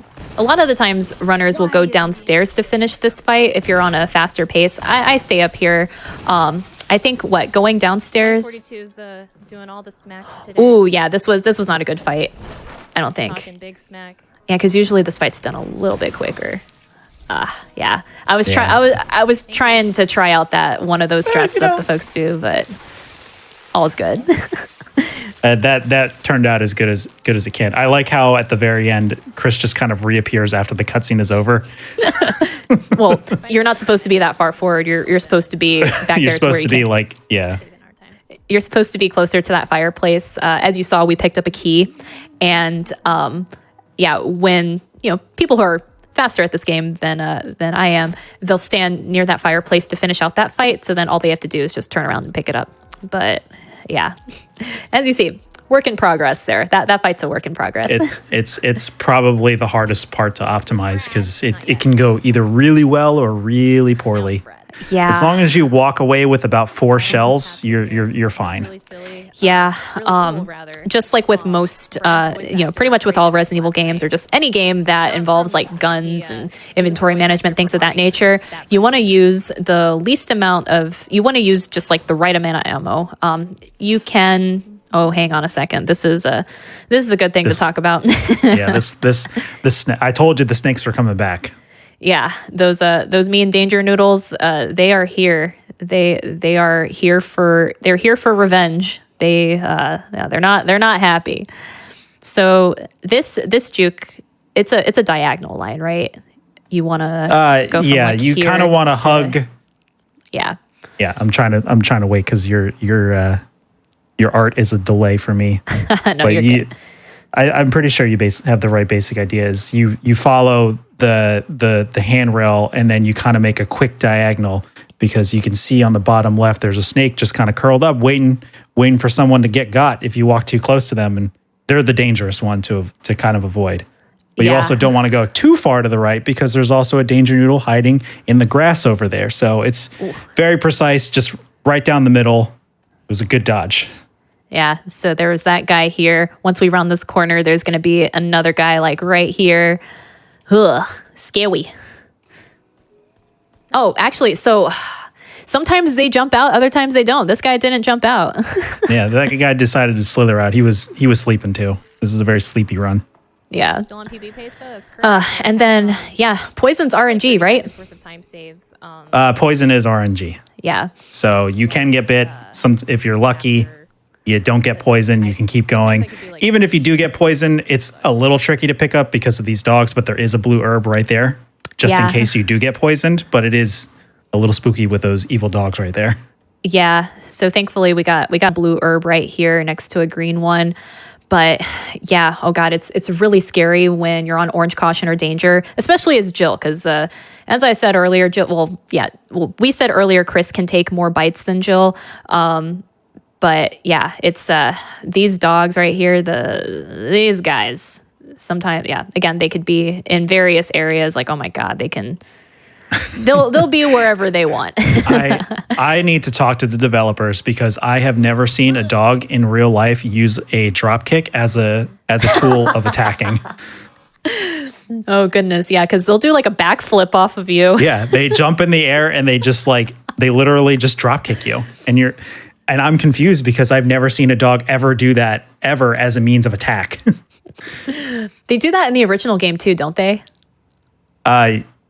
They do, but it's like a bite lunge where they don't grab in the first one, I don't believe. Or if they do, it's like there's 2 separate animations. Sorry, I'm drawing my little hunter right here. Yeah. So right now we get these enemies called hunters. We skipped the cutscene, but it's a pretty scary cutscene, especially when you're playing this game for the first time on both the original and the remake. So you see like a first-person view of something running really, really fast towards the mansion. You see like all this motion blur and things like that, and they open the back door. What the heck? And then you hear a screech. So those are hunters. They are oh God, I know Kat calls them battle toads, but they're like a human reptile hybrid, and they're very aggressive. So yeah, one pops out here, you blink and you miss it, but we'll just be going into this door right here. But what's coming up here, very scary part of the run as well, we call it Hunter's Staircase. So we'll go ahead and we'll break this down a little bit more. So when you come into this room, we've been through here before. We saw it earlier. We're gonna walk, not run. And as soon as the camera angle changes, we're gonna stop. right here because we can't see them again. Resident Evil camera angles. So right behind this corner, we have mean frog guy just standing right here. Battletoad 1 right there, and then Battletoad 2 upstairs. Yeah, we got this guy right here. He's just chilling, waiting to attack. There we go. And then there's another one upstairs, ready to attack. I mean, that's not the space he's at, right? He's upstairs. So what we're gonna do is we're gonna wait right here, and we're gonna wait for this guy upstairs to scream. We're gonna wait for the roar upstairs, and as soon as he does that, we're gonna shoo. You see the stairs? You see our stairs right here? We're gonna have to zoom up those stairs and then immediately make a right and zoom. Hang on, it's more like zoom, or rather, let's see. We'll let it play out. Actually, oh God, I waited for this one because he screamed preemptively. That one can be a little tricky. I don't know. Yeah. I can't remember what causes that. There's a time where he can scream before he starts running, or a time when after he runs down the hallway, he screams. Yeah. So the true safety strat is you listen out for the footsteps upstairs, and when they stop and that roar goes off, start running. Yeah. So, yeah, I think I waited just a little bit more. Yeah, there was another scream. Oh God, yeah. we got And Battletoad screaming into the wall. Yeah, we got Battletoad 1. He's I think he's mad because he's screaming into the wall there. Yeah, so when we go up these stairs, we're gonna, well, me personally, I take the inside, just because, oh God, like if you, this line, yeah, very important. Yeah. Just so you want to go up the inside there. Well, I took the outside. I don't know. Yeah, me personally, yeah, try to do this and this really quickly. What will happen is Battletoad here, he will jump up right here if you're too slow. That can be very scary. Or rather, I was going to say you can get sandwiched between them. I think this guy, I think this guy is the one. Hang on. I think this guy is the one that jumps here. This one will just run up here. So if you're too slow, you can get sandwiched between them, and you will be unless GG. Yeah, GG. They will. They'll behead you. So yeah, basically, you want to come in. Yeah, wait for that roar. Go up. Be very quick about it. Oh yeah. So he does jump up. I'm silly. But that was good timing. Yeah. So yeah, Battletoad 1 jumps up here. But yeah, this guy, because of that weird roar, yeah, so Battletoad 2 is right there. Usually he's like right here if he behaved properly. But yeah, if he's right there in front of you, you just kind of want to squeeze by either side. Well, actually, he does attack from one side. But basically, you just want to hug the wall if you go through him. You don't want to go in the middle because, he's not gonna move out of the way. No. What's he doing? That scream. Luckily, he did exactly what you needed him to do, which is he went for a jump lunge, so you just kind of ducked right underneath him. So that was perfectly fine. Yeah. So that room sucks. Yeah. It sucks. Yeah, Hunter staircase. Yeah, it can be very scary. If you're experienced and really brave with Chris, you can just run, but you have to be very quick. Get your stair skating perfect, but it can be done. You can do it with Jill too. Yeah. No, Jill will get caught. She's too slow. Yeah, because Chris is faster than Jill. Runs faster than her. Yeah, I could have sworn I've seen some runs where like they go, but maybe they just wait a little less than I normally do. Yeah. Possibly. There's a lot of different ways to approach that room. The way that you do and the way that I recommend to anybody who's new to this game, or even if you're experienced and not world record pace, just do the safety strat. It only loses like 3 seconds. It's not that big of a deal. Yeah. So yeah, always go in there, just stop, wait for the screams, that sort of thing. But But yeah, it is very satisfying once you go through there. Because goodness, I have definitely lost a lot of runs, both Jill and Chris, to that. And I love this spider. My favorite spider, backing up. I love that spider because it'll always be right there in front of the door, and the spider will either start backing up, and when he does that, I start making some beeping noises, or he'll just sit there and like have his arms up in the air, like halt. Don't move. You violated the law. I love that guy. Whenever he backs up, he always makes me think of the one episode of SpongeBob or with the Flying Dutchman where it's like, you're good. You're good. You're good.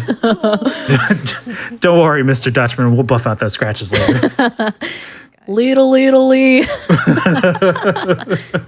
Man, we make SpongeBob jokes on the regular. Yeah, everyone that I know who watches SpongeBob, we make SpongeBob memes on the regular. Who's this guy? His back. Usually his back. That zombie can be very, very touchy at times too. He was in a really good spot where he can either be like up against the wall or he can be right in the middle. And if you take that turn a little too quick, it's really easy to get got there. Yeah. So we're going in through our last hard pass of Murder Hall here. Yeah, this one's pretty tough. And during this PB, or rather during this run, I was still kind of figuring out things here. So for me personally, now with the knowledge that I know running this game for a bit, is what kind of determines how this Murder Hall is going to go is by that bald zombie. We can see him right here in the mirror, right there. He's one that could, oh my God, he can either be right here, he can be in the back there, or he can just be around the corner. When he's around the corner, it's fine. But when he's like right there, when he's right here, it's fine because then I could see him and dodge him. But yeah, when he's like over there, it's like, oh goodness, because you got Mr. Crimson Boy right there too. So Hey, his back's still up. He's just standing there, Oh no, I menacingly. used the dagger on him. yeah. Excuse me. Yeah, but thankfully with that thankfully with Crimson Heads, they'll either, as we saw with the Crimson Dad earlier, they'll either lunge or they'll swipe at you. So most of the time when I see the Crimson Head, I just kind of like turn around. I just kind of like do a little swirl, turn around, hoping to miss. Oh God, yeah. Oh, Snakey's back. Danger Noodle's back. Oh God, I'm on danger too. Oh shoot, that's not good. Good thing I didn't die here. That is scary. I should have died right there actually. That was a late dodge, but that worked out. Yeah, goodness. Sometimes I could do the 4 shots up there confidently, other times I can't. Yeah. Oh goodness. Yeah. So can't remember how many shotgun. Oh God, I should have died there too if I didn't see. That's a creepy. That is a scary dodge. Yeah, normally you kind of want to go up a little further, right? Because I was staying way too close back there. Further though. Yeah, there's a lot of different ways to go about this one, especially as you're learning. It should take, I believe, 7 or 8 shots. I can't remember exactly how many shots it takes. Yeah. Taking it safely like that is okay. Get about 4 shots up at the very top before you go down the ladder, and then just get your last shots out by standing back by the ladder so that way you have time as he's like coming towards you.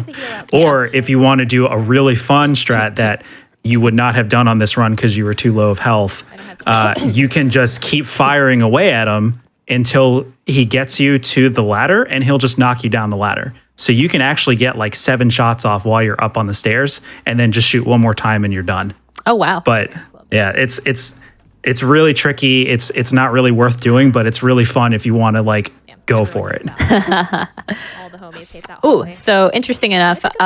So we're going into the item box here because again, limited space. We're banking 1 book just because Chris doesn't have enough space. We have to pick up a red gem up here, and goodness, I totally forgot I was in danger for like a good while because geez, any hit could have killed us probably here. Through any of those passes. But yeah, very simple puzzle room. There's an eagle right here who's watching you, and you have gems to take. There's a red gem right here. Oh God, that is a poorly drawn gem. There we go. we have a gem right up there. There's also a yellow one, but you need that for best ending, which I actually just started learning. It's a very fun category. But yeah, it's just very simple. Make sure the eagle's not looking at you. If it's looking at you, then you can't grab those gems. Oh man, I'm scared watching this run. It's like we know the outcome, but we're still like terrified, like what's going to happen next? Are we going to make it through the next room? There's another zombie coming up. Are you going to get the dodge? Yeah. Oh my god. Well, because I think I forgot that I had a dagger on me. Yeah, I took a very wide turn there. Yeah, because oh god, I should have died. Welcome to Resident Evil speedrunning, where every room is imminent death. Now if you get bit by a dog. Or god, has anyone seen Over the Hedge? It's a DreamWorks film from 2006. Yeah, Nukes, have you seen it? I want to. We'll see. I haven't. Oh, I love that film. We shall see. Yeah, just it's a movie about a bunch of animals. You know, they're in like modern suburbia, collecting food and snacks and all that sort of stuff. It's a very cute movie. One of the there's like a group of there's like two possums. One of them is voiced by William Shatner. The other one is voiced by Avril Lavigne. And the possum voiced by William Shatner is very dramatic. And the possums they like to play dead. And he has a voice line in there that gets me every time. He's like, "You should have died. You should have laid down and died." So that's me watching this run. I was like, "You should have died." The only thing I remember from that movie wasn't Steve Carell like a chipmunk or something in that? He or was like a squirrel? He was a red squirrel. He was very hyper. I just remember him just saying like, "I like the cookie," and that's the only thing I remember from that movie. It's such a good movie. Doesn't bite. Oh, so there was another pass through there with some snakes. Nope. And oh god, we got mean dogs here too. I think they were, yeah. Oh god. You should have died. Oh. You should see what I mean. The drop kick. I've never seen a dog do that ever. Oh, I guess you went for this. You went for the spooky heel. I did. Oh my god. Hooray! I went into yellow caution. That's weird. Look at that. Huh. I went from danger to yellow caution. Usually with a single green herb, you only go up like one health state. And yeah, it should have brought me to orange caution, but I guess it brought me to yellow caution. That's good. I got you most of your speed back, which is good. Yeah. And you're alive. The run continues. Again, we know the outcome, but it's scary to watch. Goodness. Yeah, this I personally think that this Resident Evil is like one of the most like beginner friendly Resident Evils to learn. Because there are so many extra heals, there's so many defensive items and extra ammo you can pick up. So as you're learning, you have all these extra strategies you can work with. Thank you so much for the raid. Oh my God. But at the same time, it's also one of the scariest because if you die, the run is over. There's nothing you can do. Yeah. So I started off running in terms of my first Resident Evil speedrun. I started with RE7 because RE7 New Game Plus is a very beginner friendly speedrun because you get infinite ammo, you get a circular saw. So and you know, any modern Resident Evil game will have autosaves and things of that nature. So going from like a modern Resident Evil game to one like this where you got the fixed camera angles and no autosaves, even though I've had I've seen this game forever and I love it and stuff. Scary to learn at first a little bit, but it's still, like Revster said, like there's heals along the way, there's ammo along the way. Getting used to the dodges I think is the only thing. Yeah. So Getting mechanically strong at the game because I know tank controls are a very divisive topic amongst players. You either love it or you hate it. There really isn't an in-between. So once you get used to it, I feel like this game can be really, really fun. yeah, I love this game. I'll say it. You'll probably hear us say it like 5 more times before the run ends. A long time ago, it used to be like. So, oh shoot, I did this part wrong.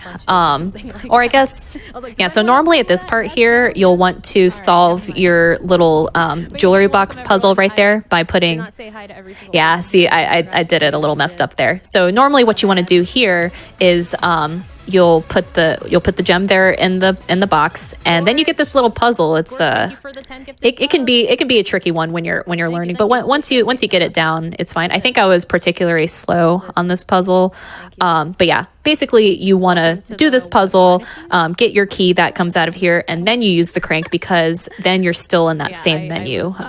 Just with pretty much most speedruns and things of that nature, you want to spend the least amount of time in those menus as possible, just because the more you open up the menus, time loss, things of that nature. So this puzzle's really tricky just because the pieces are very picky. Yeah. Surprisingly, it's pretty bad. Surprisingly enough, like those pieces fit pretty perfectly there, but when you see everyone speedrun it, those pieces will be every which way. Yeah. The solution is always the same. Like the puzzle pieces themselves never change, but their positioning will always change every run. So you kind of have to adapt and know, like, okay, this big puzzle piece goes next to this one, and this one goes next to this one. And that one is just a lot of practice. I'm still very, very terrible at that puzzle. Yeah, it's a tricky one, but once you get it down, you'll be fine. And once you remember like the shoulder buttons, which ones turn which direction, you'll be fine. So this one, I actually really hate this part of the game. We get introduced to Black Tiger. She is very, very big, mean spider mom. She's huge. She's angry. She does not want you here. And I genuinely do not like this part of the run. Actually, with Chris, it's a little, it's not as bad just because he has that flamethrower that we picked up. But yeah, so with Black Tiger, a little cutscene is going to play out. We can't skip that. But essentially what we're going to do is press, up left on the D-pad. We're going to make a line like that, because she will either charge at you or she'll sit there and spit poison. And shoot, I don't even know until I make that line. Yeah. I have no memory of this place. She is scary. Yeah. And she was doing poison, so that's good. But I hate that auto aims on here. And oh no, she's creeping up. She might do. Oh, she's still doing poison again. That's actually. Yeah. Got through just in time. She was about to tackle. That is scary. Thank you. Yeah, when she tackles you, God, it takes you forever to get up, and she could tackle again. It's just a messy part of the run, just because you don't know what she's gonna do until you get in there. Yeah. So she actually has 3 different attacks that she can do. We saw 2 of them.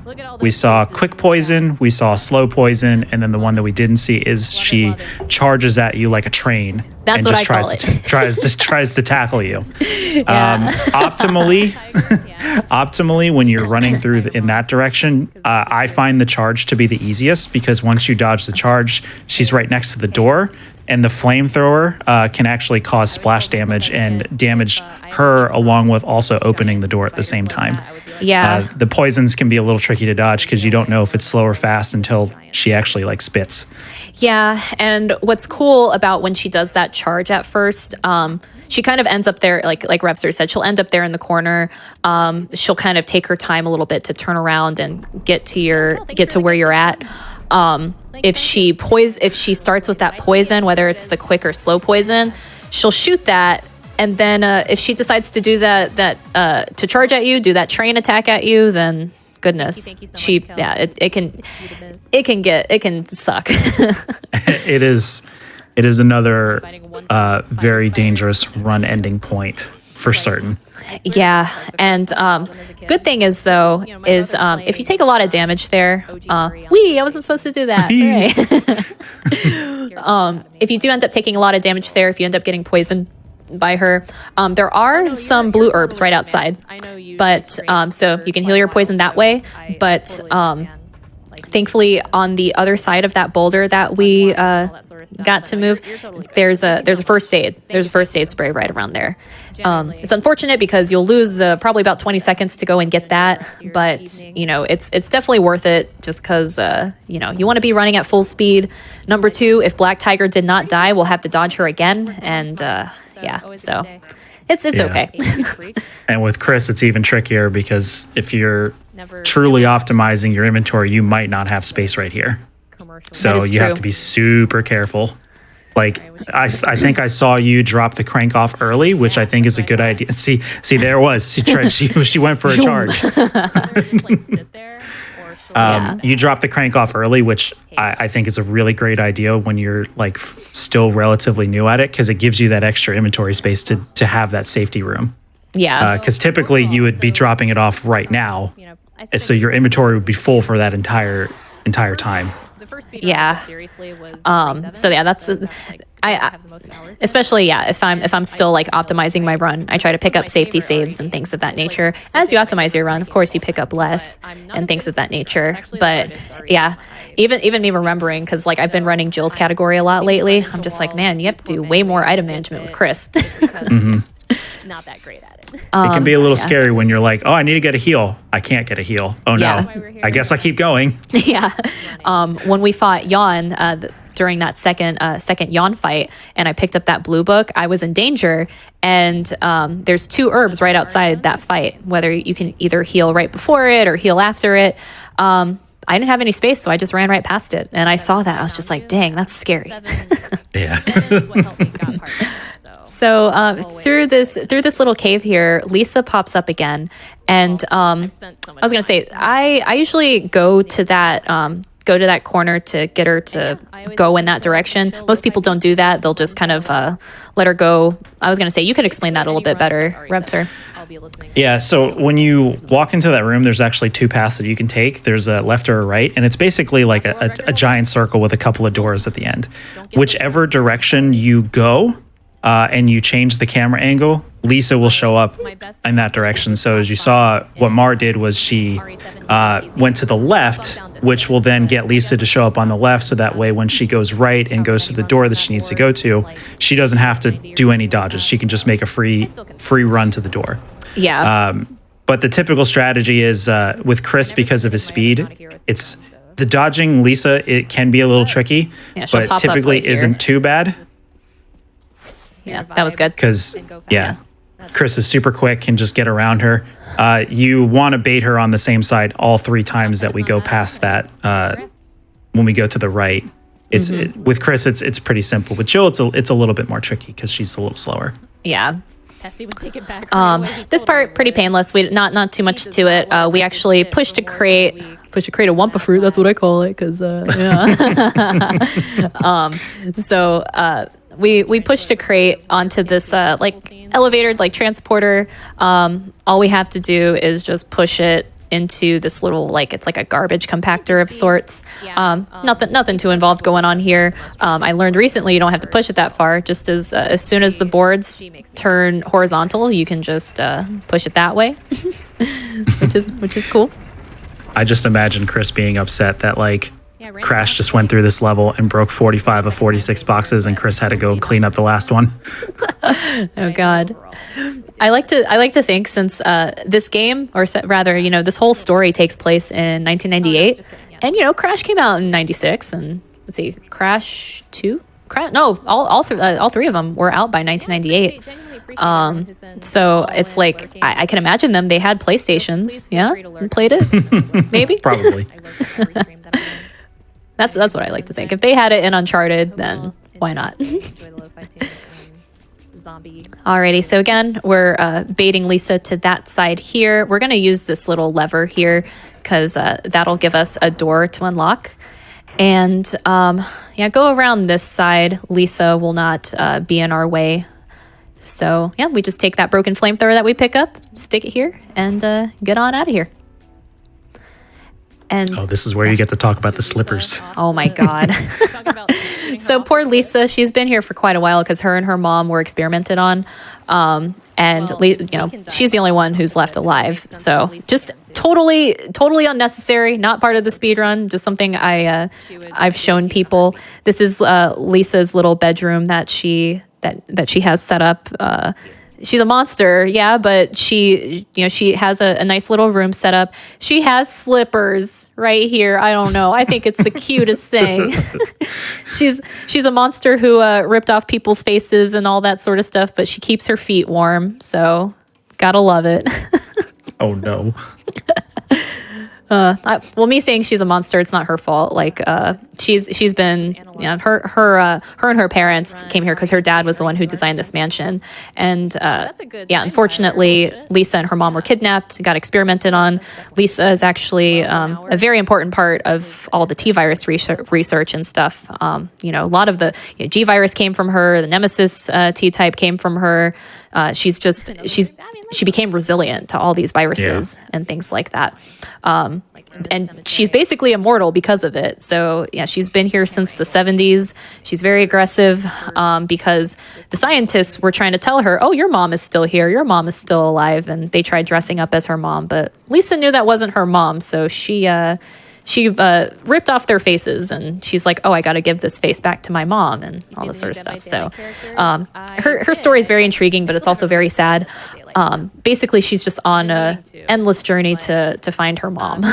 So yeah, if you read a lot, if you play casually and read a lot of her notes that she leaves behind, it's probably the coolest addition that they did for this remake was adding Lisa not just as an enemy, but like to flesh out the story of like where the viruses came from and how they evolved. Like it's really, really cool.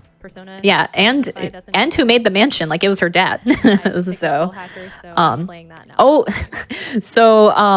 didn't mention what any percent was. Goodness, any percent means you beat the game as fast as possible, right? That also means you don't save any of your friends. So when you go into that room as Chris, you hear Rebecca screaming upstairs because she's about to get attacked by a hunter. You have about 5 minutes to go save her. And what do? We scoot on out of there. We leave. We leave.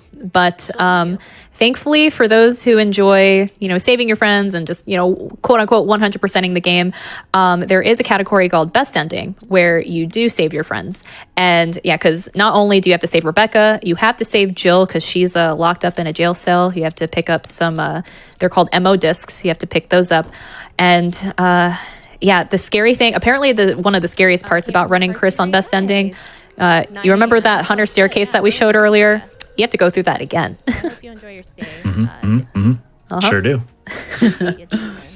And it's awful. Yeah.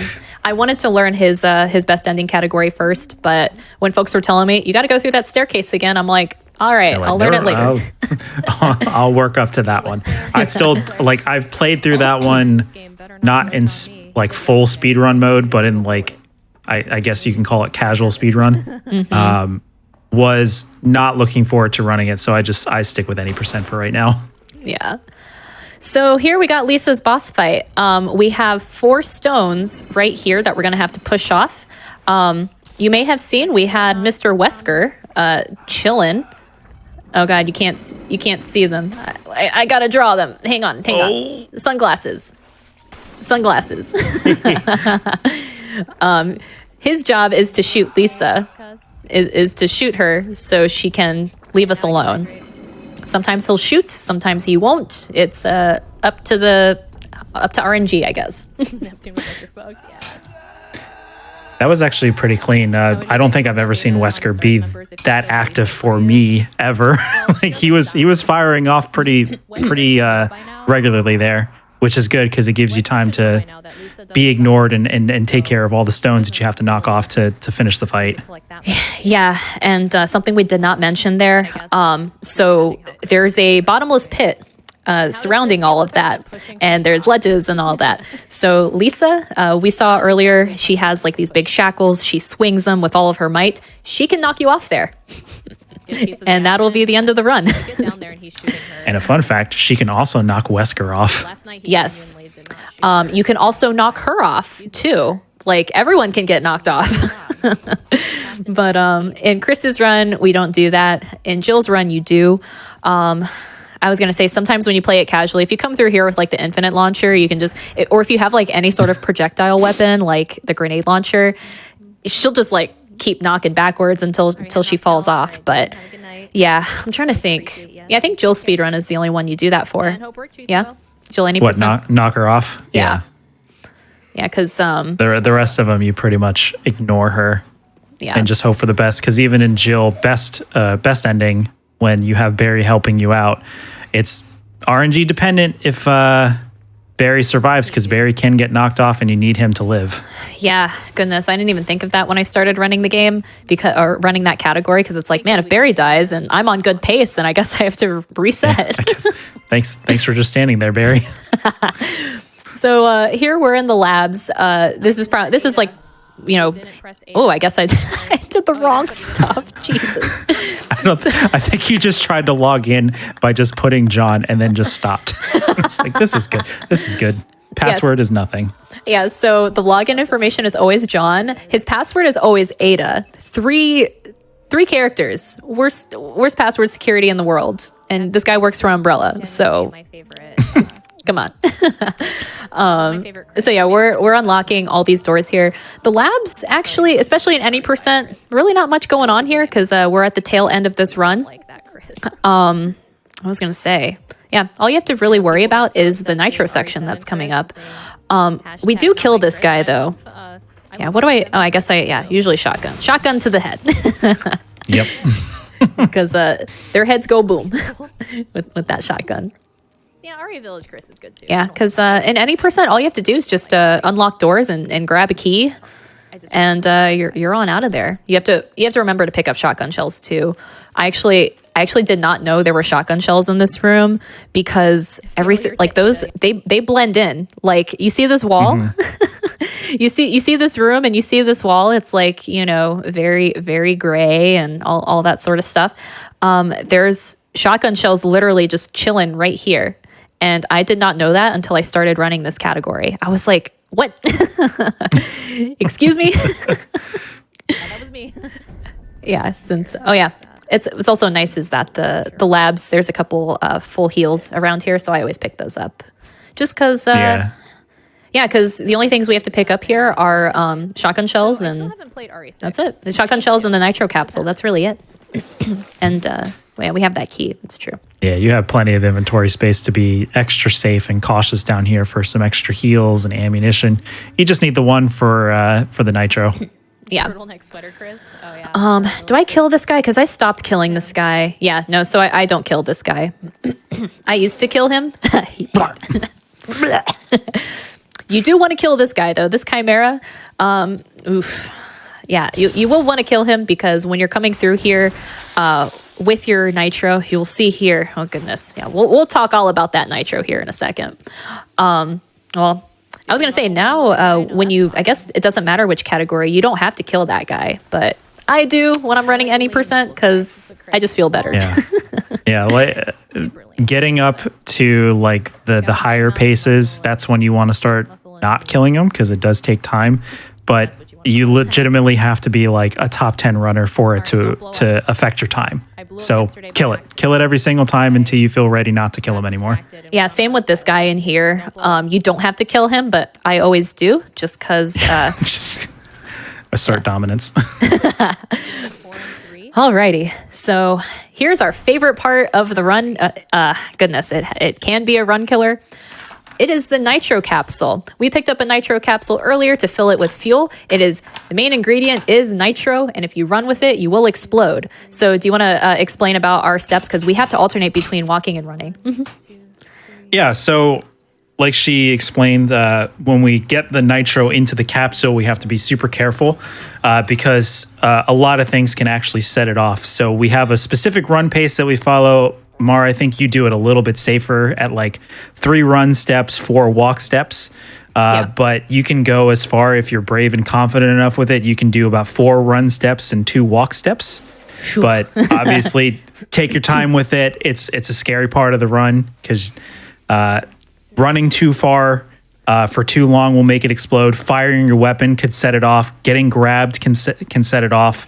It would feel really bad to be right there the very end because once you drop the nitro off, the rest of the run is essentially free. Like it's practically GG at this point. Yeah, I would say for Chris, it's not totally GG as yet because he does have to actually fight the tyrant when you're.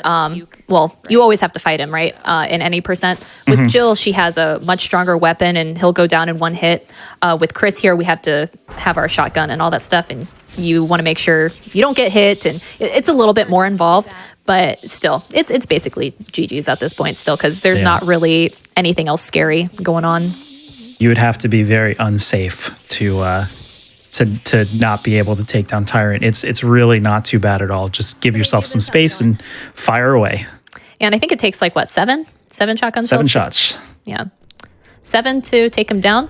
If you're running as Jill, you have Barry's Magnum, and he goes down in 1. And goodness. Mar, do you want to tell him who the strongest enemy in the game is? House of Dragon. Who's the strongest enemy in the game? Because it's not Tyrant. You know what I mean? Oh God, why'd I do that? Oh my God, why am I It's- blinking? It's the zombie that Barry kills at the beginning of the game. Oh my God, yeah. Goodness. I hate that because you have Barry has the strongest weapon in the game, and it takes him 3 shots to kill that zombie, but then the zombie gets up later and leaves. But with Tyrant here, look at this scary monstrosity. Tyrant goes down in 1 hit, so I don't know what Barry's on. Oh no, I got hit. Oh no. That's why you got the heal. That's It ain't what- no thing. Oh goodness, this was not a good fight on my end. He's like, stop it. Get out of here. It was not a smooth fight. That's okay. Yeah. Just you gotta give yourself some space there. You gotta, and also when you fight Tyrant, you just gotta when you practice this game more and more, you have to kind of get used to his jukes and stuff, or you have to get used to his attacks. With the first Tyrant fight there, all he literally does is just swipe. He swipes. I think he'll do like he'll try to grab you and stuff. I feel like he doesn't do that unless you're low on health, but I could be wrong on that. Where he Can you repeat that? I'm sorry, it kind of cut out on me. Oh no, you're good. He also has that attack where he can grab you like by your neck. Does he do that when you're on low health, or is that just another random I attack? have like a 10 though coming up at this. It's typically only baited out whenever you're low. I don't think I've ever seen him do it in that room, though. Okay, so normally he just swipes. Yeah. Not too bad. Also, the only reason I'm stopping here and going back, so once you're done with that Tyrant fight, because we're only fighting Tyrant one time, and any percent, you only fight him one time. So the only things that can ruin your run now are these two. There's a zombie right here. there's a lab zombie right here, and there's also one we can't see him. He's just picture him being like right here behind this railing. We call them Tweedledee and Tweedledum because that they're the only ones left, and they could be silly. Thankfully, this guy was facing the wall. That's good. The guy was just going on his own little adventure. All right. Yeah. So we didn't save our friends. We didn't save Rebecca. We didn't save Chris. Sorry. Didn't save Rebecca. Didn't save Jill. So all that's left is picking up this fuse, sticking it in the elevator, and calling Brad. And getting the heck on out of here. I have 30-second time save. Getting on out of here. I call this the elevator ride of shame because he's just there on his own. I mean, even when you run best ending, you're there on his own, but still, it's like you're sitting here thinking, I didn't save my friends. So yep, you pick up the signal rockets, you use them immediately. You don't have to go into the middle of the helipad, and that is time. Yo. Very nice run. Very nice Very run. nice. GG. Thank you. Though I know the run was from a while ago, it still deserves a GG. I mean, I was gonna say I'm pretty proud of it just because it is a very fun category. Not as many people run it. I'm not saying no one runs it. A lot of people usually run Jill's category, but I think Chris's category certainly deserves a lot of love just because I don't know, he runs fast. There's a lot of satisfying strats and tech that go on in there. So Bring Me to Life, yeah. Spooky. by Evan. Yeah. I don't think that should DMCA my Goodness. Yeah, thank you both so much. This was super informative. Loved your drawings the whole time. And just, really definitely learned a lot about this run. I want to give both of you a chance to give out any shout outs you'd like, let people know where to find you, maybe what to expect if they come to one of your streams. Yeah, sure. First off, huge shout outs to, again, my awesome commentator here, Rev Sir. We've been friends for literally like 2 decades and been Resident Evil fans that whole time. I've learned a lot from him. As you can hear from this show, he has a wealth of knowledge. So my runs have definitely improved. So because of you. So thank you, Rev Sir. Thank you to also my friend Speedy-ish. Same thing. He's very knowledgeable on this game. He's helped me a lot here. Also, Pessimism. He has a lot of world records in this game. Watching him and his streams, he's super nice. I learn a lot from him as well. Also, huge shout outs to everyone in my community who's watched and supported. I really do appreciate you.